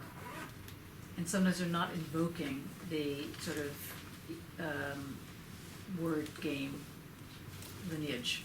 I remember, for example, incestuous, that in what I'm kind of implying by it, it's kind of actually has something to do with, a lot to do with making art, because the definition that I'm kind of including in it is to put things together as to prevent them from a proper functioning. And there's a function from the proper function. There's a very important thing as a proper, first of all, as in my idea of heteronormativity in the kind of society of, and that's the proper in a sense, and then there is outside, which is not outside because it's all together mixed in, but in the sense of put things together to prevent them from proper functioning. So in incestuous, when we have when this element of polyincestuous happen, when the inbreeding between layers or spaces or multi-spaces happens, or moments or whatever we kind of go around, it does it, and it creates a new way of connection. It kind of sets up a new way of thinking. It sets up a new way of knowledge, a new way of creating knowledge, because it's not already known, established, proper knowledge. So now, let me just make a tiny incision here. One is that, is just to say that the question of that it just can, that thing, how things combine, has been written about a lot, and one of the people I've written about is myself, and I've written in Curiosity and in the introduction to 8 Technologies of Otherness. So you might want to take a look at it, because it branches out into different directions. The other thing, more importantly, I think, is Heidegger, in Identity and Difference, talks about the question of identity. The first step of A equals A is that A belongs to A. And he makes the argument around identity as that which creates this attraction. So A isn't the same as A, although it is, if you have the exact thing. They are belonging together. And so this notion of with, belonging with something, becomes critical. Jean-Luc Nancy develops it further on in his, in fact it's called, in Jean-Luc Nancy's work, it's called Belonging With Scenarios. Anyway, the point is that this notion of belonging, the reason it actually forms identity is not because it completely has this simultaneity of needing to be with something, but it also at the same time pulls away. And so it's the relation between belonging and this notion of wanting to be, just the to be. So you have the is. The is a transitive verb to take you somewhere. I am going, or whatever, she is walking. It takes you somewhere. And on the other hand, it's an infinitive, to be. And in the to be, it creates a separation. So the relationship between the to be is, of let's say the separating out, the solitude, and the wanting to belong, that creates for Heidegger the first stage of identity. That's very important for you to get a sense of. That's in his Identity and Difference stuff, and that's the basis of what we're saying here. And he's getting this. Mark, you're right. He's getting this from Heidegger, from Nietzsche, and he's also getting it from Parmenides, but to be honest, mainly from Nietzsche.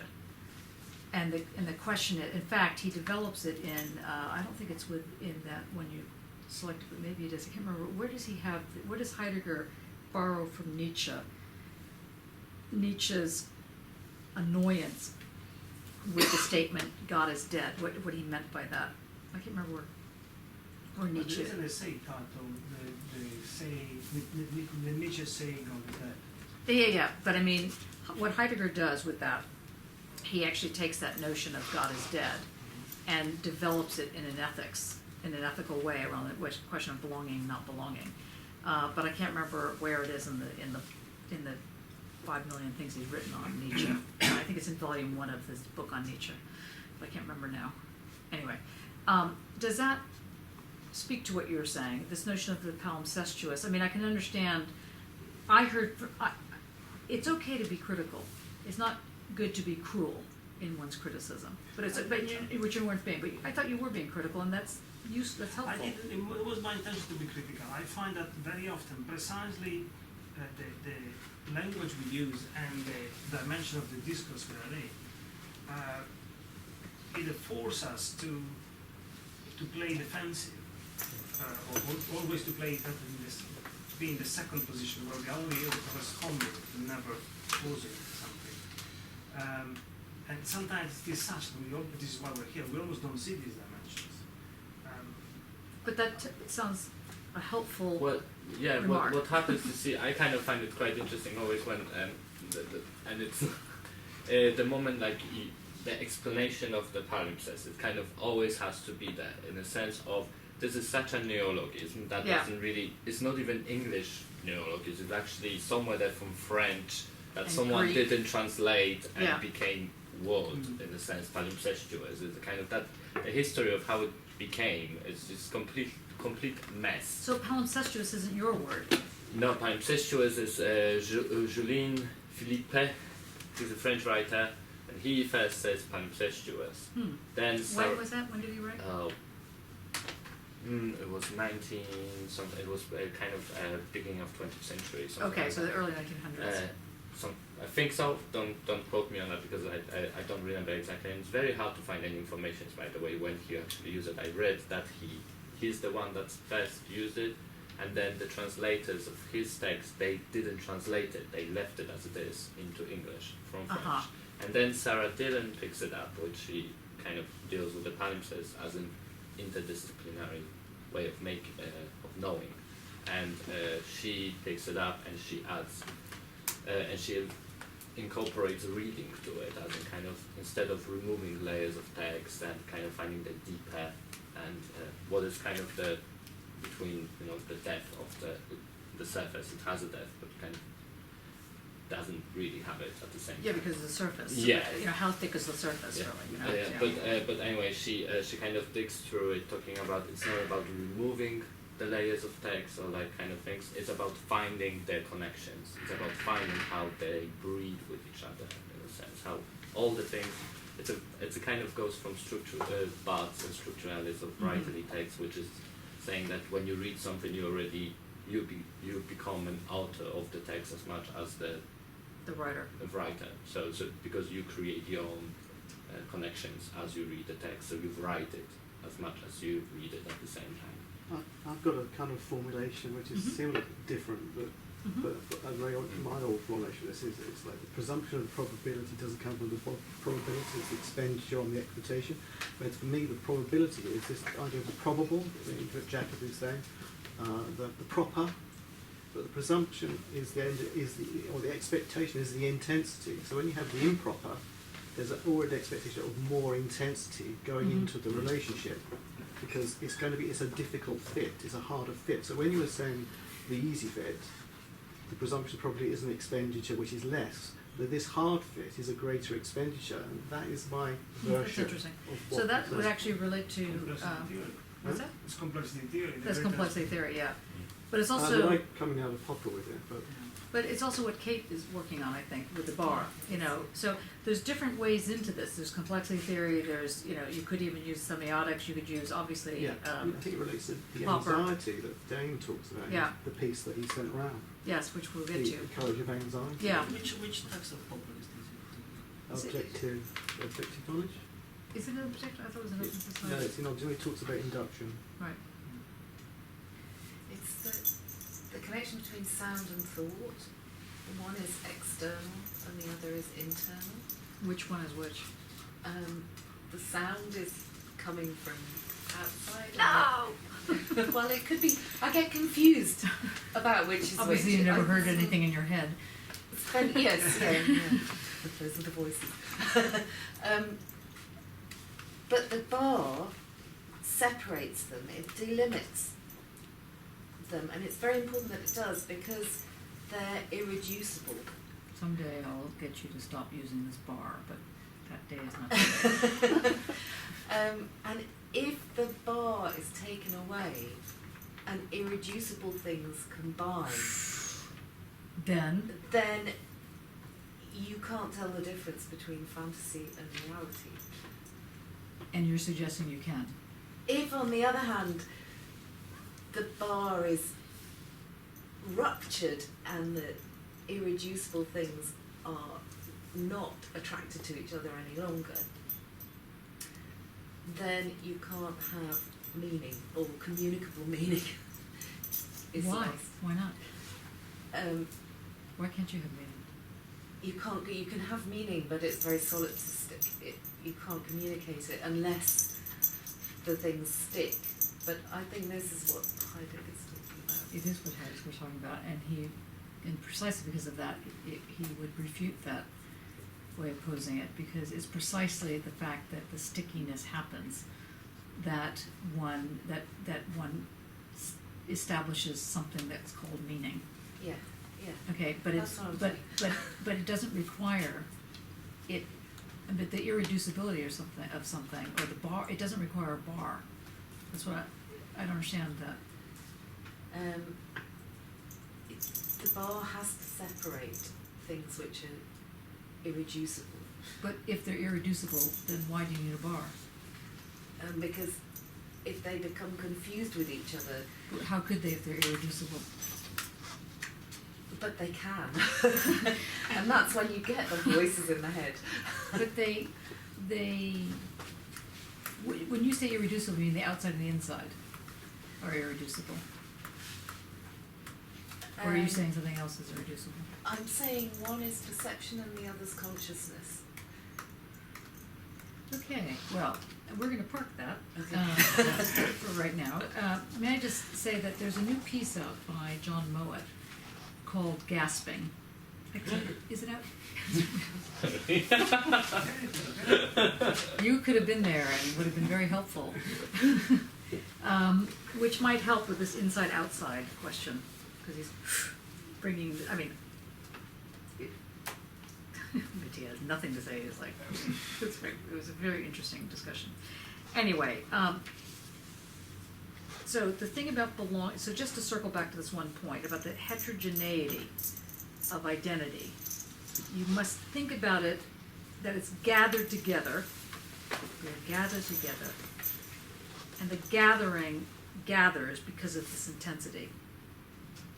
Now the question is, okay, what creates the intensity? But we'll let that lie for the time being because we've got a lot on the plate right now. Now I asked to park it just for a second because I wanted to come on the other side to talk about the so-called society. So you have this thing that both Laclau and Margaret Thatcher had in common, where they both declared that that society is impossible. So if you look up this phrase, society is impossible, or the impossibility of society, you'll either have Margaret Thatcher text, or you'll have Ernesto Laclau, L-A-C-L-A-U. What I find very interesting, when Ernesto died, he was quite a figure in philosophy, died last year, and it's like his death went completely unnoticed. It was the most bizarre thing. Anyway, just want to mention that. So, what Ernesto and what happens in post-structural's move is that the notion of totality, that the social whole isn't a whole, isn't a totality. And therefore, there's a lot of arguments that are established around the fact that there's no such thing as society. Now, I'm not going to rehearse that argument at the moment because I want to get to the question of how we have a society to start with, and therefore what Foucault is suggesting about what is the defense of the society, okay, and where he's saying the society must be defended, just so we have it down. You have pragmatist or empiricist, they're not all the same people, or rationalist in the 19th and 20th century, like John Locke, David Hume, Rousseau, what's his name? Dewey, yeah, in the 20th century, pragmatist. And even Karl Popper, he's not a pragmatist, but he's going to fall into this. He's a functionalist, but just so you have a sense of this sort of crowd falling under this larger umbrella called political theory or political philosophy. And in this, it sort of kicks off in a twinning moment between Newtonian physics and Thomas Hobbes. Thomas Hobbes wrote a very famous book that you should be completely familiar with as PhD students called The Leviathan. Leviathan.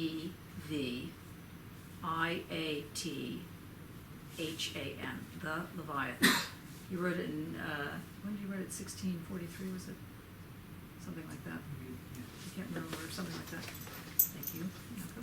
I was such. I think so. I think it was 1643, 44, somewhere in there. He wrote it in a way that is kind of what I'm trying to do with the dirty theory, which is basically he makes the argument that with the advent of Newtonian physics, which is basically two objects can occupy the same place at the same time, and that the smallest particle that there is an atom, and that there's a thing called gravity. These are the basic new ideas of the time in the 1640s. That there is a parallel argument that can be made through political theory, and he develops the Leviathan based on a nod to Newtonian physics. And what he's basically doing is, and the other thing about Newtonian physics is that Newton, as we know, because from last semester, but Newton takes as a given the importance of motion, that there are bodies in motion. And that becomes very central to what it is to be human. That if a body can't be in motion, if a society is set up such that you can't move, by moving is everything you think it might be, then it's not a humane or human society. So this gets developed. Now add to this problem the argument in the 1600s that the monarchy was a feature of God on earth. So the state was considered an expression of God's will. Did you find the year? During Civil War, 1645 to 51. That's what it says.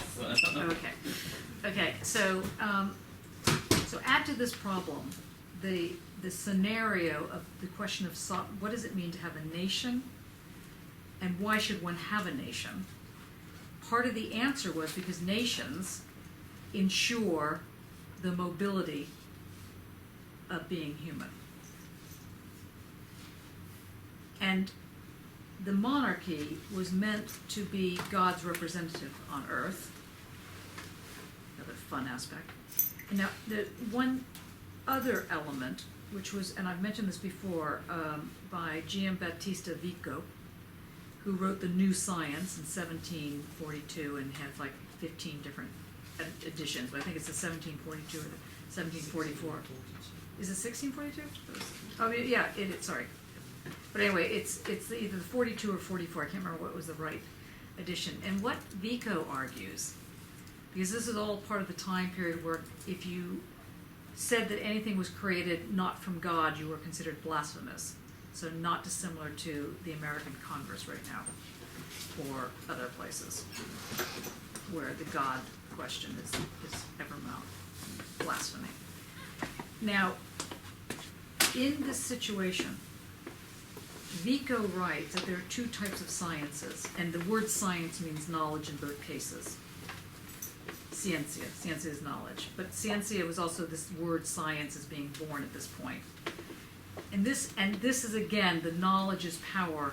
This is underwriting Foucault's knowledge is power thing. So in Vico, he writes that there are two branches of knowledge.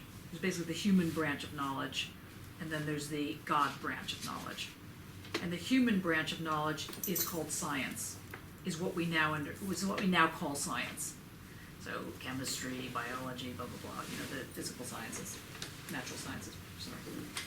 And the other one is the religious science, religious knowledges. Okay, I say this because the human sciences, it allows people a way to talk about science without being seen as being blasphemous. It's not that they are allowed, it provides a way, or names a way. It's not like he's giving this go-ahead, but he's able to provide a way of arguing. Now, what's important here is that Hobbes then creates an argument, taking these little bits together, saying that, okay, the monarchy, on the one hand, may resemble or be an arm of God, but on the other hand, you need to create a state that where the people give over their liberty to agree to join forces for the ability that they can somehow be protected and can have some form of mobility. This is the very first thing, and this is what's called a commonwealth. Now, in this commonwealth, or the state, Hobbes makes a further incision, and he says there's a thing within that called civil society. So there's this thing called the state, and then there's this thing called civil society. And then he also says there's this other thing called political society. Now, civil society are things like churches, basketball games, the police. Political society are things like the legislative arm. Now, there's all different arguments that go on here. I'm not going to rehearse all of them. Obviously, we don't have time to do this. But, clearly during the same moment, there is, mercantilism happening, industrialization happening, and so there is the rise of the middle class. And that is, of course, adding the fuel to saying, well, maybe it's not really just all that the king or the queen has to answer for. Maybe there is something about being the rise of the individual. So in this context, to scroll forward and to jump 15 years of trying to explain this to undergraduates, is that you have, what exists is a thing called the state, and the thing called civil society, and the thing called political society. And sometimes the three of them are the same thing, and sometimes the three of them are different things, and sometimes the state and civil society are the same thing, et cetera, et cetera. So you can play this little shell game. Now, in Hobbes, he does not argue for the removal of the monarchy, though there was a civil war going on, and they were in England, and they were trying to remove the monarchy. And so he had to flee because his book, The Leviathan, was seen as treasonous to the monarch, even though he tries to explain why you need a Leviathan, which is, of course, the monarch. He didn't quite succeed, but this is the foundation. His book is basically the foundation of classical liberalism, or what we call today conservative theory, like the Tory party. So don't be confused. So liberalism, classical liberalism, is based on the separation of church and state. It's based on the acknowledgement that there's a thing called an individual, which is slightly different than a citizen, though not totally different. And the individual has to be able to be mobile, whereas the citizen has to be protected. So this thing called the individual has rights, and the first right is that they own property, and the first property that an individual owns is the body, is their own body. And this forms the basis of classical liberal theory. So it's the rise of the individual, separation of church and state, and movement or change. These are the three core aspects of classical liberal theory, which actually in today's world is called conservative theory. Just so you know, just don't be thrown by that. the society that is being put forward in classical liberal theory is this thing called civil society. Now, from Hobbes basically argues that the only way that civil society and the protection of the rising middle classes can exist is if everyone gives up their right to freedom in order to be protected. They kind of equally give it up. And his argument is that's because there's always a few bad apples, as he puts it, in society that wreck it for everybody. So you need a monarch to sort everybody out. You need something to stay in place. He makes the famous argument that life is nasty, brutish, solitary, and short. It's a very famous line. Life is nasty, brutish, solitary, and short, and it's all dog eat dog, man eat man, this kind of thing. This is the basis of what really is civilization. And then he says, okay, so to protect everybody from this sort of nasty, violent, brutal, solitary existence, we have to band together, but the only thing you have to do in banding together, you have to give up your right for everything, with the exception of your body. Except, the problem is you're not allowed to commit suicide, so you really don't have complete, total control of the body. And anyway, only the people that were considered individuals could have this right. So that knocked out the working class, people of color, women. There were a lot of people that didn't have this particular thing called personhood. Eventually, the word personhood expands, and it becomes part of classical liberal theory, and allowing everybody that was this thing called human to be considered a person. And that starts with John Stuart Mill and his work called On Liberty, and Harriet Beecher Stowe, his lover, which is fantastic. That can you imagine? Not married, writing together. Unbelievable. Anyway, Harriet Beecher Stowe. Okay, now, in the middle of all this is also a big debate that starts called utilitarianism, run and done by Jeremy Bentham. Jeremy Bentham wrote an amazing book, wrote many books, but the amazing book is called, what the heck's it called? Legislation, it's on penal reform. I can't believe I can't think of the name of this book. It's a very famous book. Anyway, within it, he starts to talk about this thing called utilitarianism. Utility. So IANISM.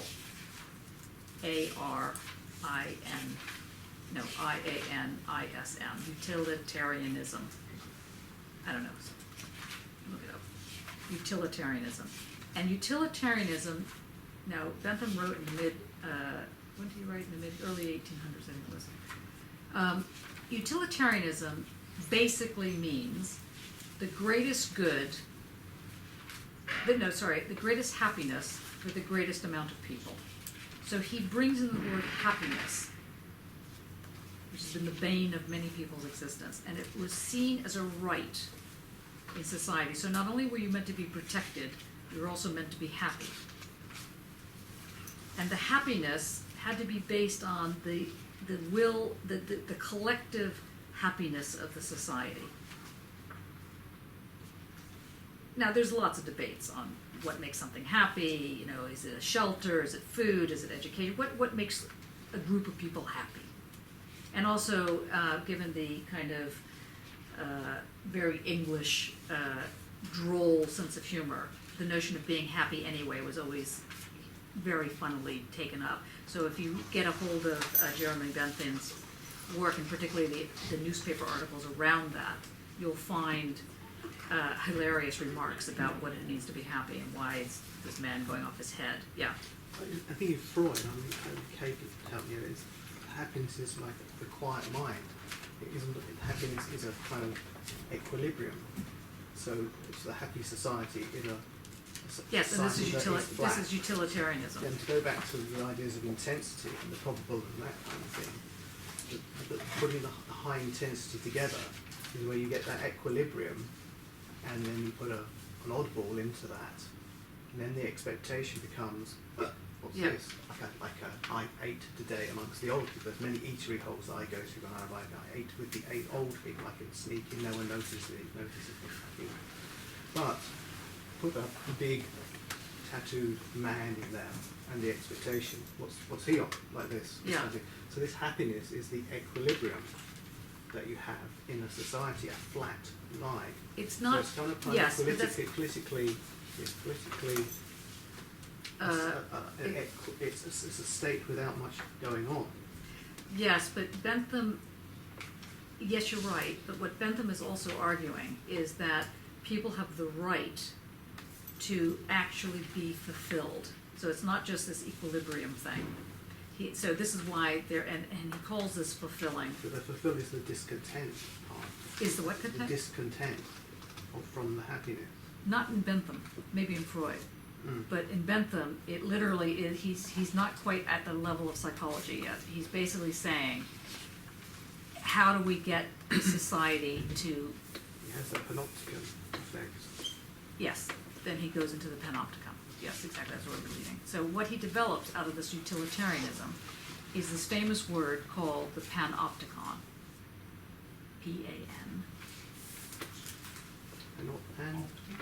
Yeah, P-A-N. O-P. T-I-C-I-O-N. The panopticon. The panopticon means a way of having, literally what it was Bentham, actually in Greenwich University, he actually sat in the very office I had, one of the tiny little Sentry offices, and developed the panopticon from this little booth. I used to think about that when I look out. Anyway, what it is that the argument was in penal reform, how do you get prisoners to accept the prison statement and to follow rules without always having a gun to people's head? So the idea was you have a sentry standing with a gun, pointing it at people, and eventually, and people follow it because they have the fear that they're going to be shot. And eventually you just remove the sentry person, but they still think the sentry is there. And so people just self-censor or self-regulate. And this becomes the panopticon. And this, for Foucault, becomes the basis, or one of the bases, for how power regimes are able to regulate a population. The population itself takes it on in a panopticon scenario. We're almost done. Well, we're not almost done, but we're getting there. Are you finding this helpful? Sorry, I'm looking at what the panopticon, and I'm finding drawing of the poor people should live in panopticons because they can be controlled. And yeah, that's very interesting. Those almshouses. Yeah, almshouses See them were in Birmingham, panopticons. But yes, exactly. And so, but this is where Foucault takes this notion of the panopticon and develops from it the way in which way in which regimes operate, and that's the basis of subjugated knowledges. They create these panopticons. Are created. Okay, now, apart from Bentham and John Stuart Mill, was also John Locke. I think I missed him in the thing. John Locke argues that civil disobedience is important, whereas Hobbes argues that it's not important and that you should arrest people if they're civilly disobedient. So it's through John Locke and what's called the Two Treatises on Government that the notion of civil disobedience gets brought into classical liberal theory. Now, the extra person we're going to throw in here for the time being is Rousseau.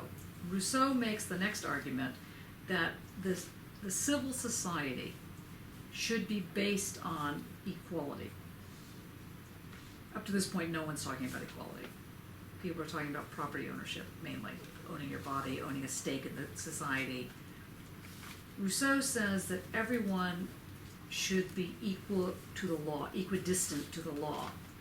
So that's how he understands the notion of equality, that you have this thing called the law, and everyone stands in in an equal distance to this thing called the law, whether you're rich, you're poor, you're black, you're white, you're working class, whatever the various things are. You are equidistant to this thing called the law, and that's where the equality comes from. Okay, now, so we have on here utilitarianism, equality, the body, civil society, political society, so on and so forth. Foucault starts his argument in society must be defended by taking as a given that everyone knows this bit, this little thumbnail scenario. And the question becomes, what is it that needs to be defended? Is it liberalism? Is it heterogeneity? Is it choice? Is it movement? Is it equality? Is it all of it? Is it a section of it? And that's one little marker. Now the third part of this, and that's when we'll move into the Parisian moment. So on the table, hopefully, you've got in your minds this notion of belonging and being solitary, this initial relationship that Heidegger establishes so well in Identity and Difference, and the way in which that sets up this heterogeneic notion of a surface. Mark that. Then you have this sort of crummy little trajectory I've just done, this potted history of political philosophy, which is very important. There's the whole ways into this, but this gives you a little bit of a way in. And then finally, there's this question of truth and objectivity and subjectivity and so on, and change. Because if the society really is based on change, not because it ought to be, but because that is what it is to be human, so the society should reflect the humanness of people, and it should be the vehicle around which the human becomes present.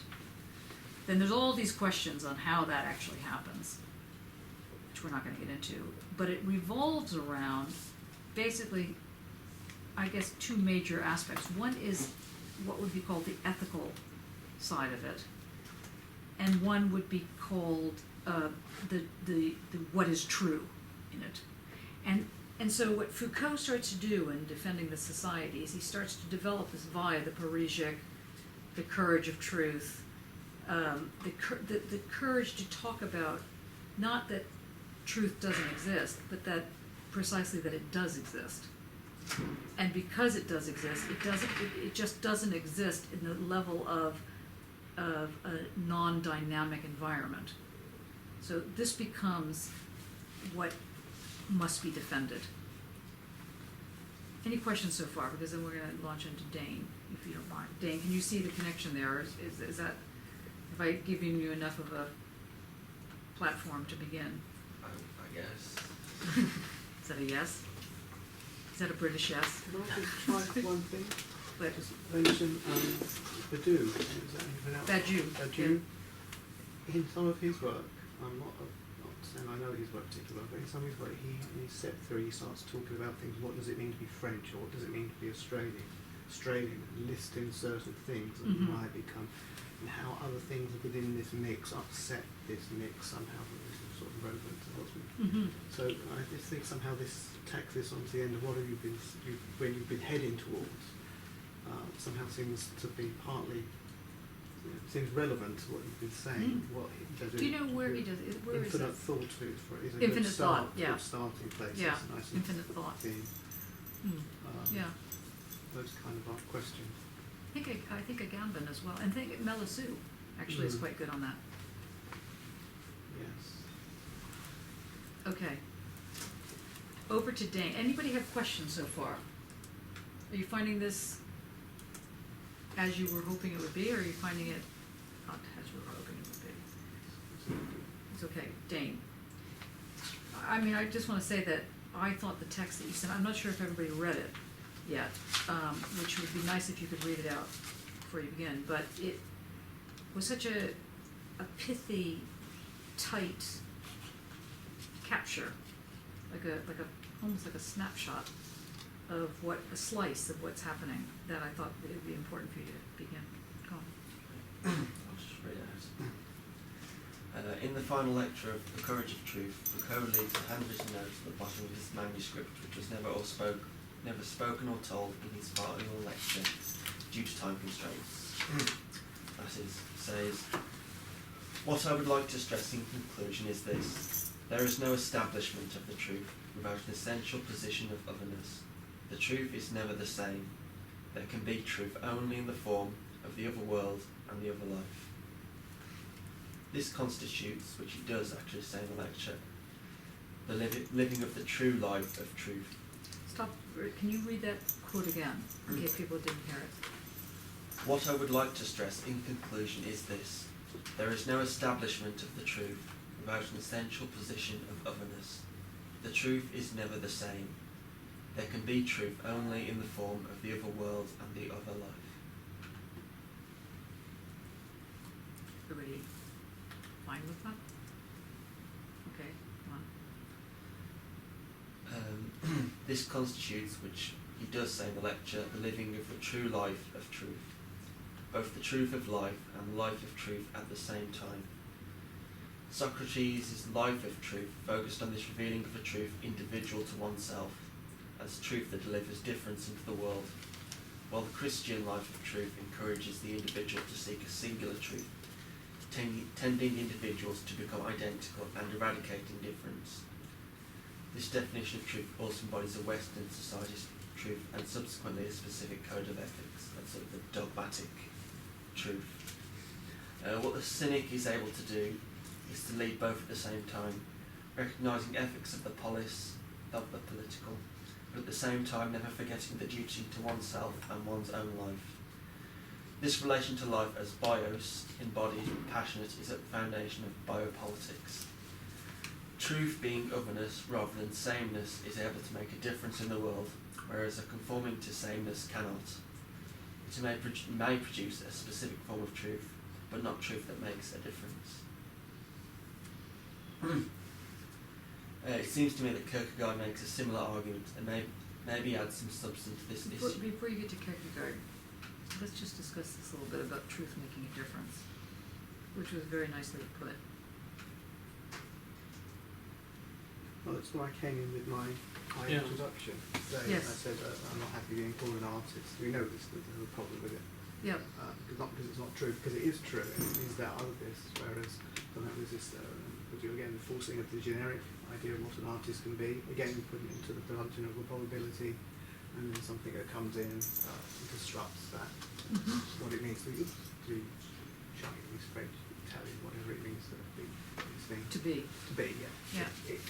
Is it, you know, that kind of relationship, yeah. I had found that, in a pragmatic sense, it has been important for me to at least expose, as though they were fully true, notions like, I am a philosopher, or I am female, or whatever these really, what I find absolutely constrictive definitions are, because I found that it has helped break down the stereotypes as much as it has to reinvent other things. And so this otherness, this other that I think Foucault talks about, at least in my lived experience, has meant that one lives the other in part, not precisely, but in part, by actually putting forward the kind of the bareness of this thing called, I am a philosopher, let's say, this kind of thing. I can remember when I was first given my professorship in philosophy, I was in front of first-year students, and I asked them to describe what a philosopher looks like. And it was very interesting, because needless to say, I didn't fit the mold. And I said, I've just been given a professorship in philosophy. Do you think I am a philosopher? And not a one of them thought this. And I thought that it was very important to just break that. And that was a way of playing with the otherness. Now, I agree that it can also become absolutely constrictive. So it becomes very difficult how one uses these terms, these appellations, that present themselves as though they're real identities, but in fact, they're only markers something like that. Prejudices in Gadamer's sense, positive and negative prejudices. Positive prejudices. I was talking to Kate about this positive prejudice in the week, and I've got the quote here because he's coming out in Heidegger, where design's main way of being is care, and this is lovely and catchy. Being ahead of its care, the design in its main way of being care, being ahead of itself in already being in the world as being together with inner worldly beings encountered. Lovely Heideggerian catchy thing, which kind of, you know, his essence in the Heideggerian sense of what this what you're trying, I think that we're talking about here. Yes. In different formulations of it around this Gadamer's version. And this is what I've been calling, and what I threw out to name the seminar as Anna. So it's not neither otherness in the usual sense of the term other. At the same time, it's not fully present, but it is present, etc. It has this kind of flow. So that's the materiality of this thing called the Anna. Whether or not it works is nothing altogether. Yeah. Can we say, since Heidegger keeps returning to Foucault from the beginning of the debate, and slightly there, and every time I read it I find echoes of that. You find what? Echoes of Heidegger. Oh yeah, right, yeah. In Foucault. Would it be correct to say that there is a parallel I found, and I'm not that interested in developing it, but just to explain what I mean, between what Foucault does with Heidegger thought and what Marx does with Hegelian thought. Marx turns the Hegelian machine 90 degrees, so the spirit that was the engine of it, the reason of it all, is no longer an history is. And Foucault opens up what for Heidegger is a monodirectional relationship with being to all the structures that are keeping society in order. And especially thinking of... I mean, Heidegger doesn't have a monodirection. I mean, in the sense of... Well, there's one yeah. relationship in Yeah, Heidegger, and it's always the same relationship, and that's the relationship that should be attained. While, especially relating it to the question of social technology and the notion of framing, then Foucault develops the idea that there are actually several frames that act at different hierarchical levels, one inside the other, one after the other, or more local or more general. And he tries not to do away with them, but to make us notice that they are frames. So then one can use them, walk in or out of them. But the movement becomes plural for Foucault, which is not for Heidegger. That's very true. Did people get that? You want that? Is it? Jakob, did you hear that? Yeah. Can you? The key thing here is this notion of plurality in a surface.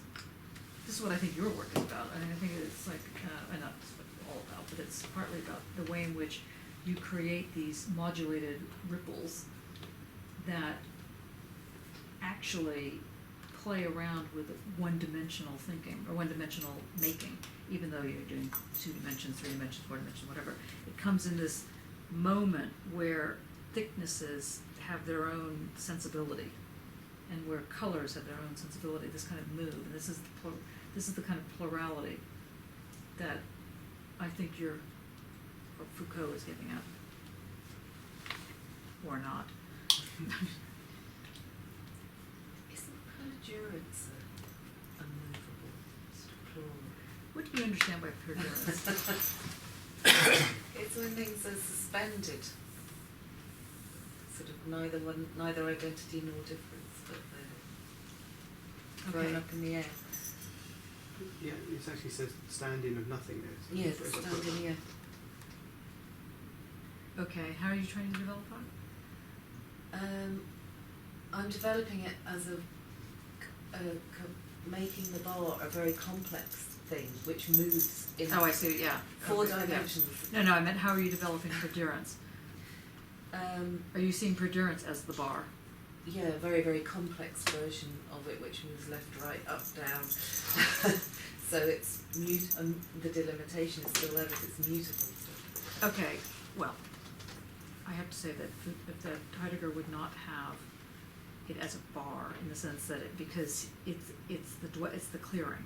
Yeah. So if the bar is the clearing, if the bar is wider than this, you know, how wide can a bar be? Yeah, or how, we you know, have the, yeah, so that creates, and it even that's not quite right because it creates a situation as though there's a cut, and in fact it's a gathering. yeah. Gathers. It can move. Yeah. Okay. Dane, what were you thinking? That smile.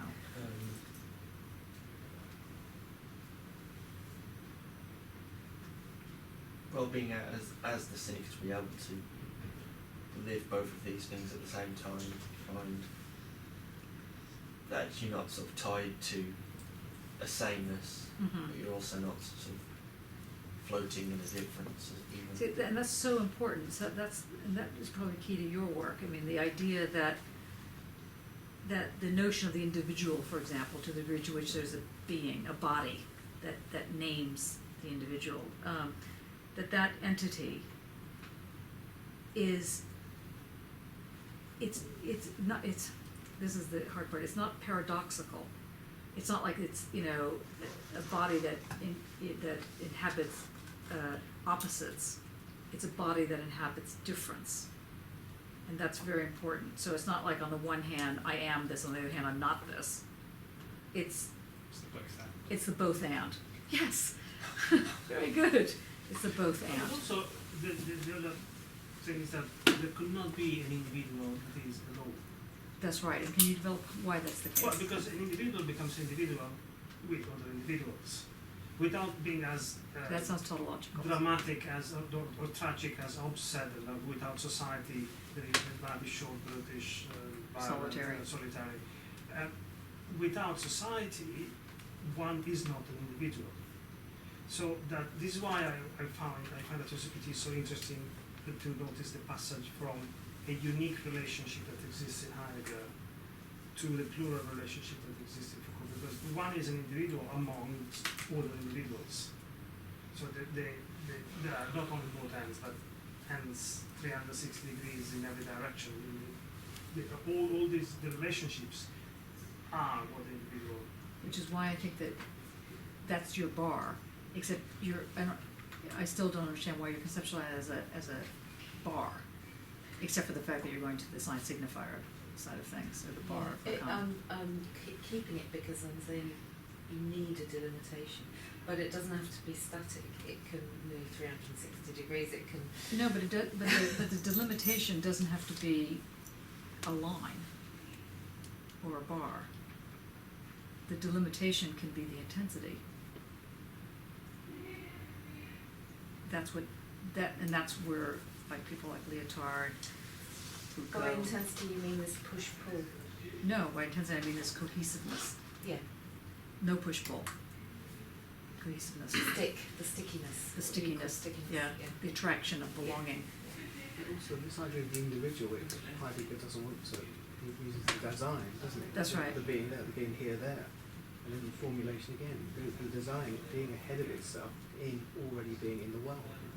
Or what you're saying, it's like being together with inner worldly beings, it already is. It is. Yeah, but it's not a priori in the Kantian sense, or in any sense of saying it comes before. What it means is that one is born into an is. One's not born into something to become. One's born right here, right now. So the is exist in the moment of, let's say, birth. I mean, without trying to sound over dramatic. But that is doesn't exist before. It exists when the moment of birth exists, or the moment of being exists. It doesn't exist beforehand. So it's a very specific sense of existence. It doesn't mean that existence, it's not history in that sense. It's not existing beforehand and we have the past and we know, it's like, you know, you're born into a family and, you know, you have this whole history. No, it's, you're born into the moment. And the moment doesn't exist until you are in it. Does that have some? I remember when I first started the MA, I said to you about the quote about. Do you remember that? I do. About it was a quote from a chap called Tusk, who was a German. But he said about we learn from an early age that we cannot jump with both feet into the head of our own shadow. So is that? And I remember at the time what I thought that meant. You said no, but I can't remember what you said. But then I'm now beginning to think it's that situation, isn't it? It's without there's a being there, but there's also this thing that's kind of. But it's not the thing that stretches out from the being. That's why it's not the shadow. Right, okay. It is the moment that one is alive is also the moment of its being. Something, okay, let me put it something differently. This is what we were talking about last night, but I don't know how well this will come across. You could say that instead of calling it Dasein, I know this is wrong, so just bear with me for a second, but you could call it Dasein and the entity. So big B being, little b being in relationship to each other. You could call that big B being art, capital A art, and the little b being artist. And it's in this relationship that art is born. And art doesn't exist without big B, big A art, the out there, the Dasein, the world, and little a artist. It has to happen in its collision and collusion. Otherwise, it doesn't erupt. Isn't that the same thing as an a priori synthetic unity? No. No? I can see where you think that. But it's because it's a crummy way of posing it that you're seeing it that way. But because in fact Dasein is not capital A art. But I'm trying to get you, the reason I'm using that as an example is that if and when you're making art, you don't have a pre-planned plan as such, otherwise it won't work. It can't rationally unfold that way. Otherwise you have paint by numbers or whatever it is. Which is what the whole argument around the fake is about. You know, the artist who can really do a Rembrandt or whatever the thing is really well and da-da-da. Part of it is that they already know what they're doing. And so they're not really doing this thing called art. And that's why it doesn't count. And that's why the French want to burn it. And various other issues that go on. It doesn't exist as this other thing. Okay, now whether or not it does exist as another thing is another thing altogether. But the way in which something manifests itself as art requires some kind of a logic that isn't primarily rational. But that doesn't mean it's irrational. It just means it's sensuous or a different type of rationality is what we're trying to get at here. And that different type of rationality is heterogeneic, is multiple, relies on singularities. It has different worms involved, something like that. What were you going to say? But maybe it helps thinking more close to how Poe starts the argument that society must be defended. Okay. He states that he will attempt a way to understanding how power works and how not only how it works in general, but how it is applied at the micro level. And moving away from the main frame, as a frame that has been adopted until then, which was the idea of the I can never pronounce the word, sovereignty of the individual. Sovereignty. Yeah. Sovereignty of the individual. As if, exactly like in Hobbes, the individual is endowed with a body, which the individual owns, and then thinks, should I stay in the forest where I'm going to be killed or eaten, or should I go into the kingdom under the protection of the king? Where I have to give up my liberty. I give up my liberty in exchange for my security. Now, these distinction that Hobbes makes is somehow metaphysical, as in there is a real or a situation before, and then there is the society now. Foucault instead says no. There is the society now. It makes no sense of thinking of that abstract. That counterfactual. Exactly. Yeah. Metaphysical situation earlier. And that's the new way to read power, and that's the way it should work much better. But to do that, one also, as I said earlier, needs to move from thinking that there is an individual per se to individuals that exist in society. If one would take the individual out of society, one no longer has, at least for this argument, humanity. It is something else. Mm-hmm. Yes. So then we can look at the ontological roots of this movement through Heidegger and one relation or not, but I think that it works. Yes, This is the way I yeah. understand, the way I what think I'm that's, hearing. yes. Which just reminded me, when you were speaking, I left out a very important point, this thing called the social contract, which, it's like, I believe I left that off, very important, the social contract, which basically says that it's based on a way of arguing called a counterfactual. And a counterfactual means that you present something as though it's true, in fact it never happened, but that doesn't mean anything. It just is a way to get the argument going. It's a very, it's in literature sometimes it's called a conceit.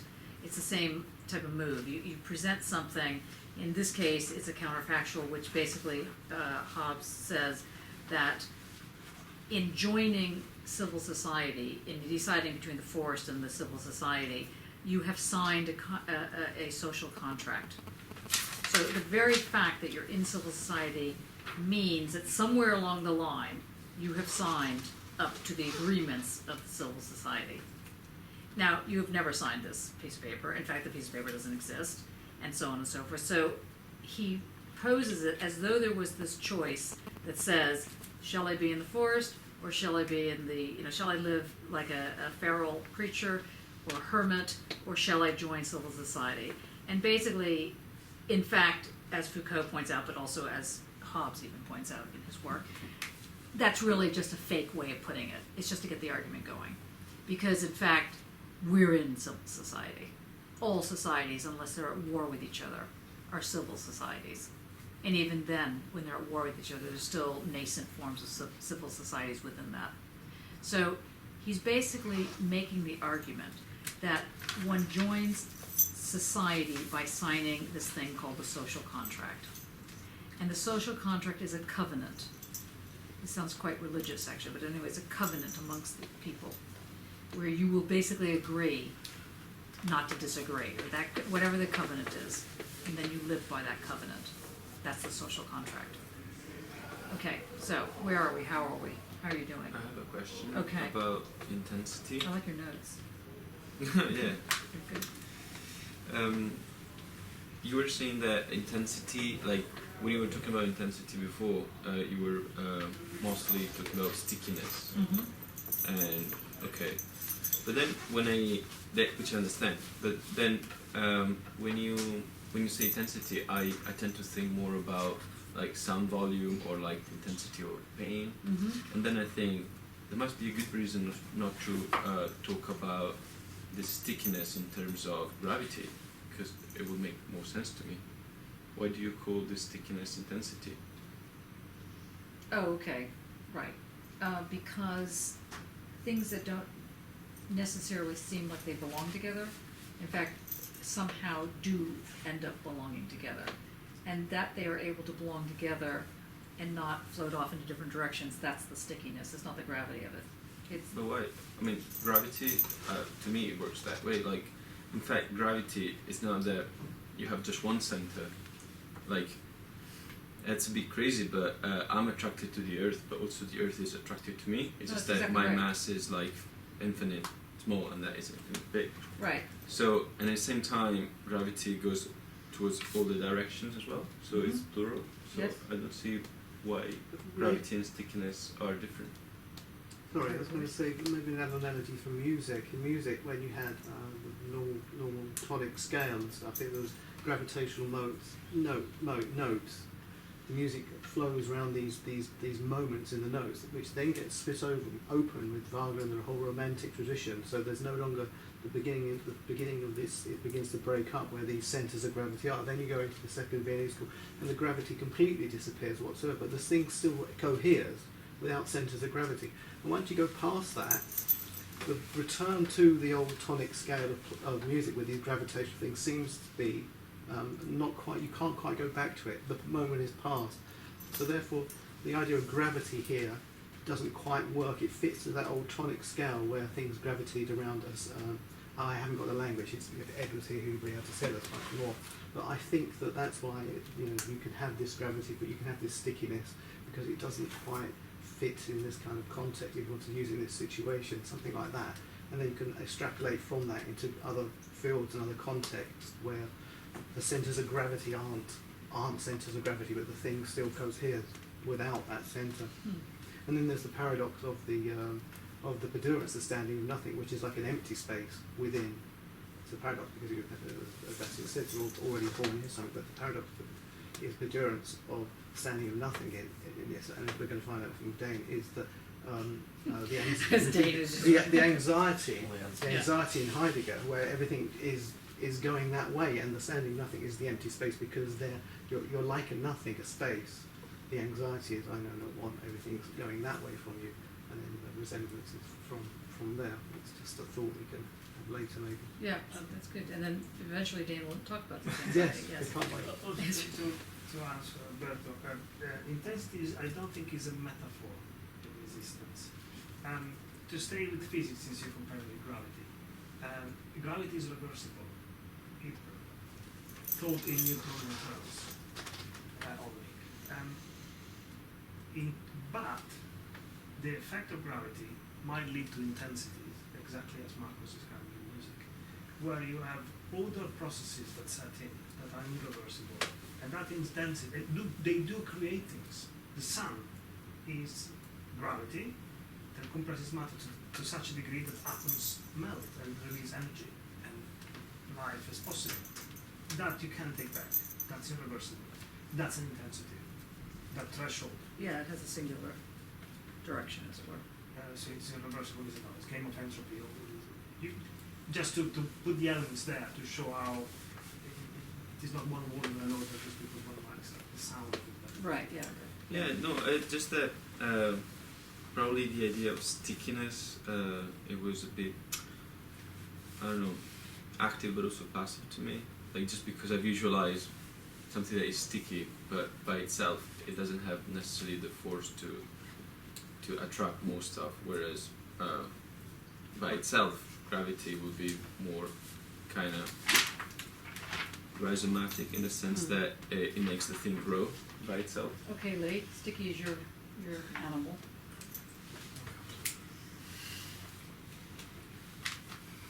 I can understand what Alberto was saying. Well, in the sense that, you know, that the stickiness, it does have it is passive in the sense that you've kind of got these things adhering to each other and not necessarily driving it from any distance, which gravity obviously does. But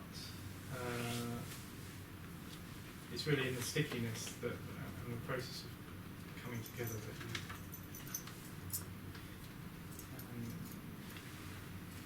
kind of get these correspondences being created, which make new correspondence, which then grow out and kind of expand. So, in that sense, it is expansive. Another image for you. How about in the murmuring of starlings? You know the murmuring of starlings, where they all move, a big flock of birds and stuff. There's no centre, there's no leader, but they all move together somehow. You know, as a kind of visual, I'm trying to get a grasp of this in a visual other way, that kind of movement. Again, there's no gravity, there's no centre, there's no pull at all, but somehow the whole thing moves together, this flock of birds in relationship. Again, I think that's what's also useful is eventually we'll take a look at it, is Lyotard's notion of the tensor. Like, what is it, you know, how that operates. Okay, Dane, over to you. Anxiety. Right. We only have about 15 minutes for anxiety, but that's enough. That's another one. It seems to me that Kierkegaard makes a similar argument, and maybe has some substance to this issue of sexuality we constantly run into. Looking at the concept of anxiety, Kierkegaard takes the story of Adam and Eve and presents the following problem. How in a closed, perfect, rational world, such as the Garden of Eden, was an opening able to be created? The eating of the forbidden fruit is the act that brings what Kierkegaard termed sensuousness and sexuality into the world, the eating of the apple itself being a sensuous act. But this originary sin that Adam brings upon the world is not hereditary, but it is something each and every person must begin again with by finding for themselves the sexual and sensuousness that keeps the world from becoming flat, dry and objective, with no room for an individual's subjective life in terms of the bios, and hence no reason to practice cynicism or to test oneself. Similar argument is made in Fear and Trembling. So Where does Kierkegaard make that first one on the Adam and Eve thing? it's in concept of anxiety.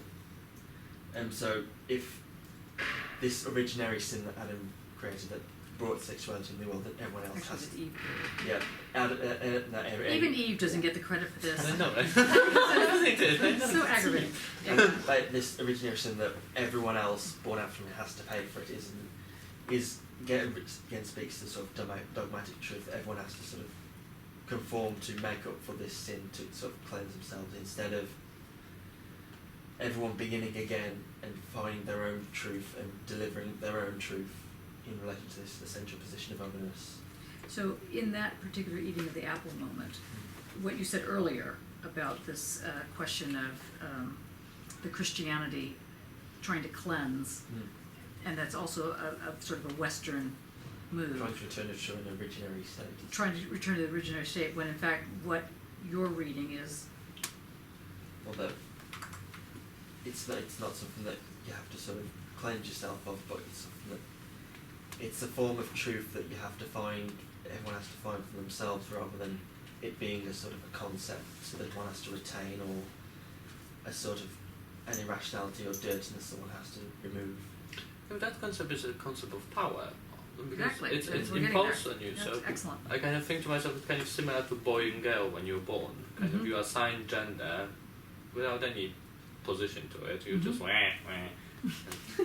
You're a boy and wah, wah, you're a girl. It's like, what?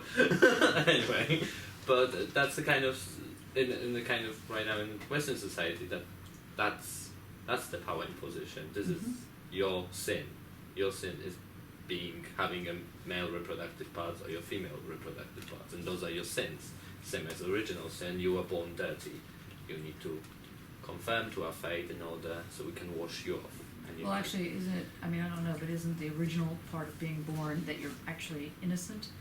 No, you're born with the sin. Oh, you're right, born right. dirty. Oh. In Catholic, you're Huh. born dirty, Who knew? horrible, and then you get baptized, and then it gets washed off. Oh, I No. see, so you're not Yeah. innocent first. No, I think no. You with the baptism is not enough. You need to have the first confession. Oh my God. Yeah. In fact, it's never enough. That's sacrament, that's anyway. Yeah, probably, Yeah. but yeah. Baptism just allows you not Oh, to you are get accepted into to the church. the Troubles there. Purgatory. purgatory. Yeah. Because Huh. if you die before you're being baptized, you go to hell, To basically. limbo.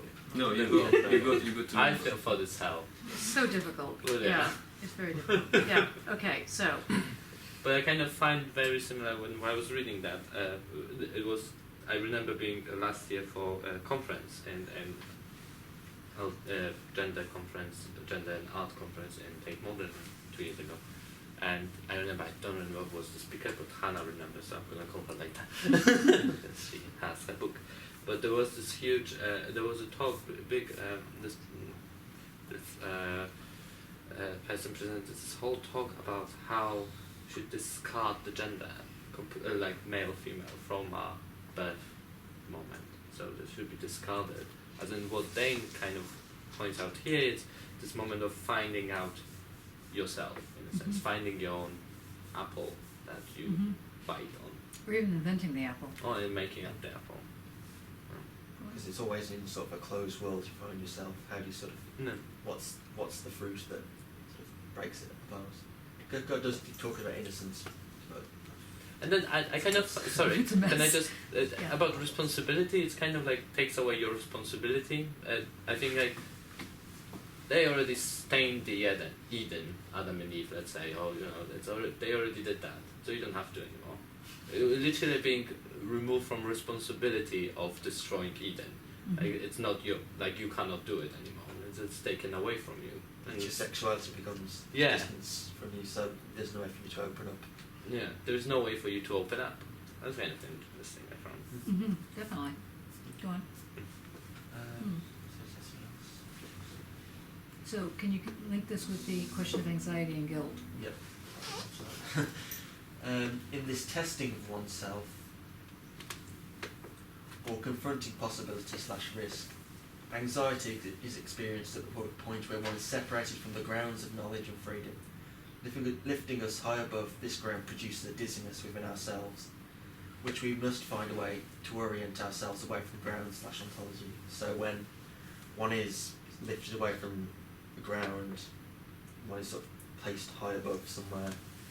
Kierkegaard makes the example of looking down at the edge of a building, but experiencing anxiety because you see the possibility of throwing yourself over the building in a very dramatic fashion.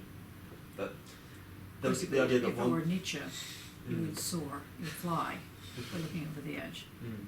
But in that sense, in that anxiety, you see possibility, even if it would be ridiculous, immoral, unethical. You sort of take it. I mean, that the building is just one example. Other examples, you might be able to make that sort of leap. And at this point, we must make what Kierkegaard calls a positive, qualitative leap, distinct from a quantitative leap, which characterises negative philosophy, negation in its various forms through Descartes, Hegel, etc. So, quantitative leap would be the sort of the originary sin, that something that's what's the word? Heretical. No, heredited. Inherited. Inherited. That's the one. Something that's inherited through history that sort of carries on continuously.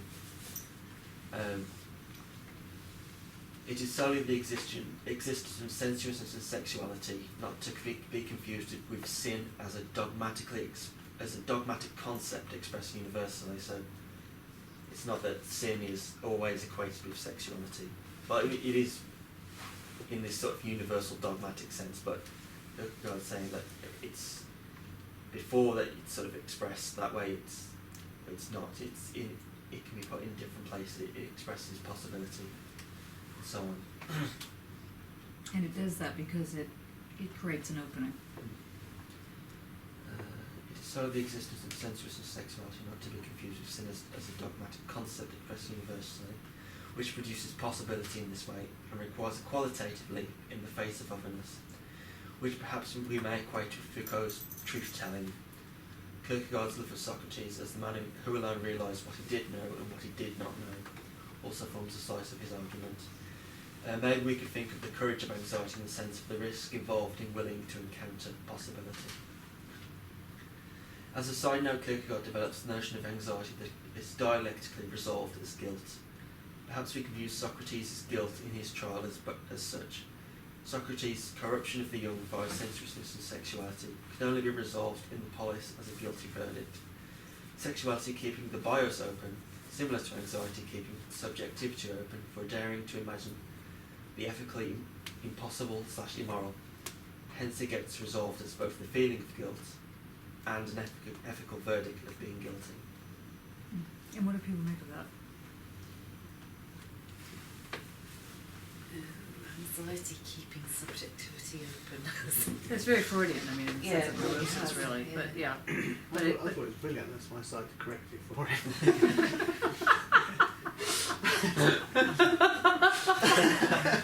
It's alright, I'm never sending. so funny. Okay. Yes. Anybody Sorry, else? Dave. That's alright.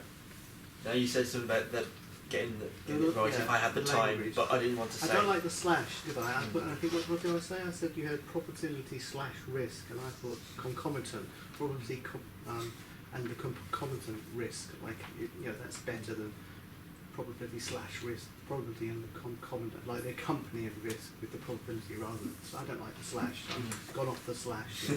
Okay. So just remember that, Kate. No slashing. No slash. No bars. Anything else? That was excellent. Do you have a comment? About March Simon 3. I have a bit in general. Okay. Yeah. This is going back quite a bit. I was thinking of the artist Raimi Gadamosi. Yeah. Do anybody know him? He produced a series of almost credit cards, and they were plastic, and they each of them said a label like I am brown, I am white, all those labels that give people I am yellow, I am red, and in itself it was quite interesting. But then it asked people if they'd like one, and they had to choose which they wanted, which then of course confounded all the sort of original statements. So of course some people chose exactly what they were, and other people chose what they wanted. I actually chose I am yellow, which I don't really know why I did it. It was just some sort of distinctive thing. Because he just chose these labels that society gives, or used to give. But the whole idea was, it was like truth-telling. He was sort of saying, well, he was black, I am black. But he was just sort of exploring all these different ways in which society gives a gender, as Jakob was saying, or gives a label, and the expectations of society within Which those Foucault is labels. going to call regimes. The way in which those expectations get not solidified, but sticky in this sense. They are regimes, Yeah. and they become regimes of truth, so that one takes them as a given, the male-female thing, or whatever it is. With that, you'd have to have this thing. I was talking to somebody, a friend of mine the other day. Oddly, he's only a few years older than me, but his father was born in 1890. His father was born in Yes, so 1890. it means he had him when he was about 70 or something like this, really late.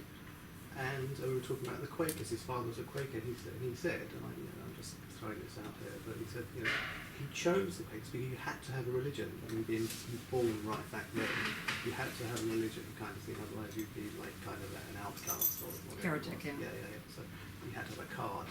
My card, atheist. No. Quaker. Yeah. Okay, you go in. It's still happening now. Yeah. In Islamic country, in Turkey, for example, you need to have your faith on the paper, even if you're Really? not on your ID. Yeah, In it's Turkey? yeah. Oh. You need to have Interesting. your faith on the ID. Is there something new? No. No, No, I mean, because no, it's still that way. But there's a joke, isn't there, in Ireland, where they say, where you say, if you're Irish or something in the north, and they say, in that kind of situation, with some official, you have to produce, that kind of documentation. You say, I'm an atheist, and they look at you and say, are you a Protestant or Catholic atheist? So it's Yeah. still goes Good. back to it. Did you have more to? Well, not really, because I think the whole thing has already really been discussed within all the talk we've done, really. Excellent. We are at the hour, at the third hour. So next week we will look at. I'll make this list up a little bit more readable. Who would like to be sort of responsible? I mean, everyone's responsible for reading. Society must be defended, and we can read it alongside the section on Poesia in Courage of Truth. But who would like to? Lily, you have spoken very little, so you can be the person in charge of laying it on the table. Okay.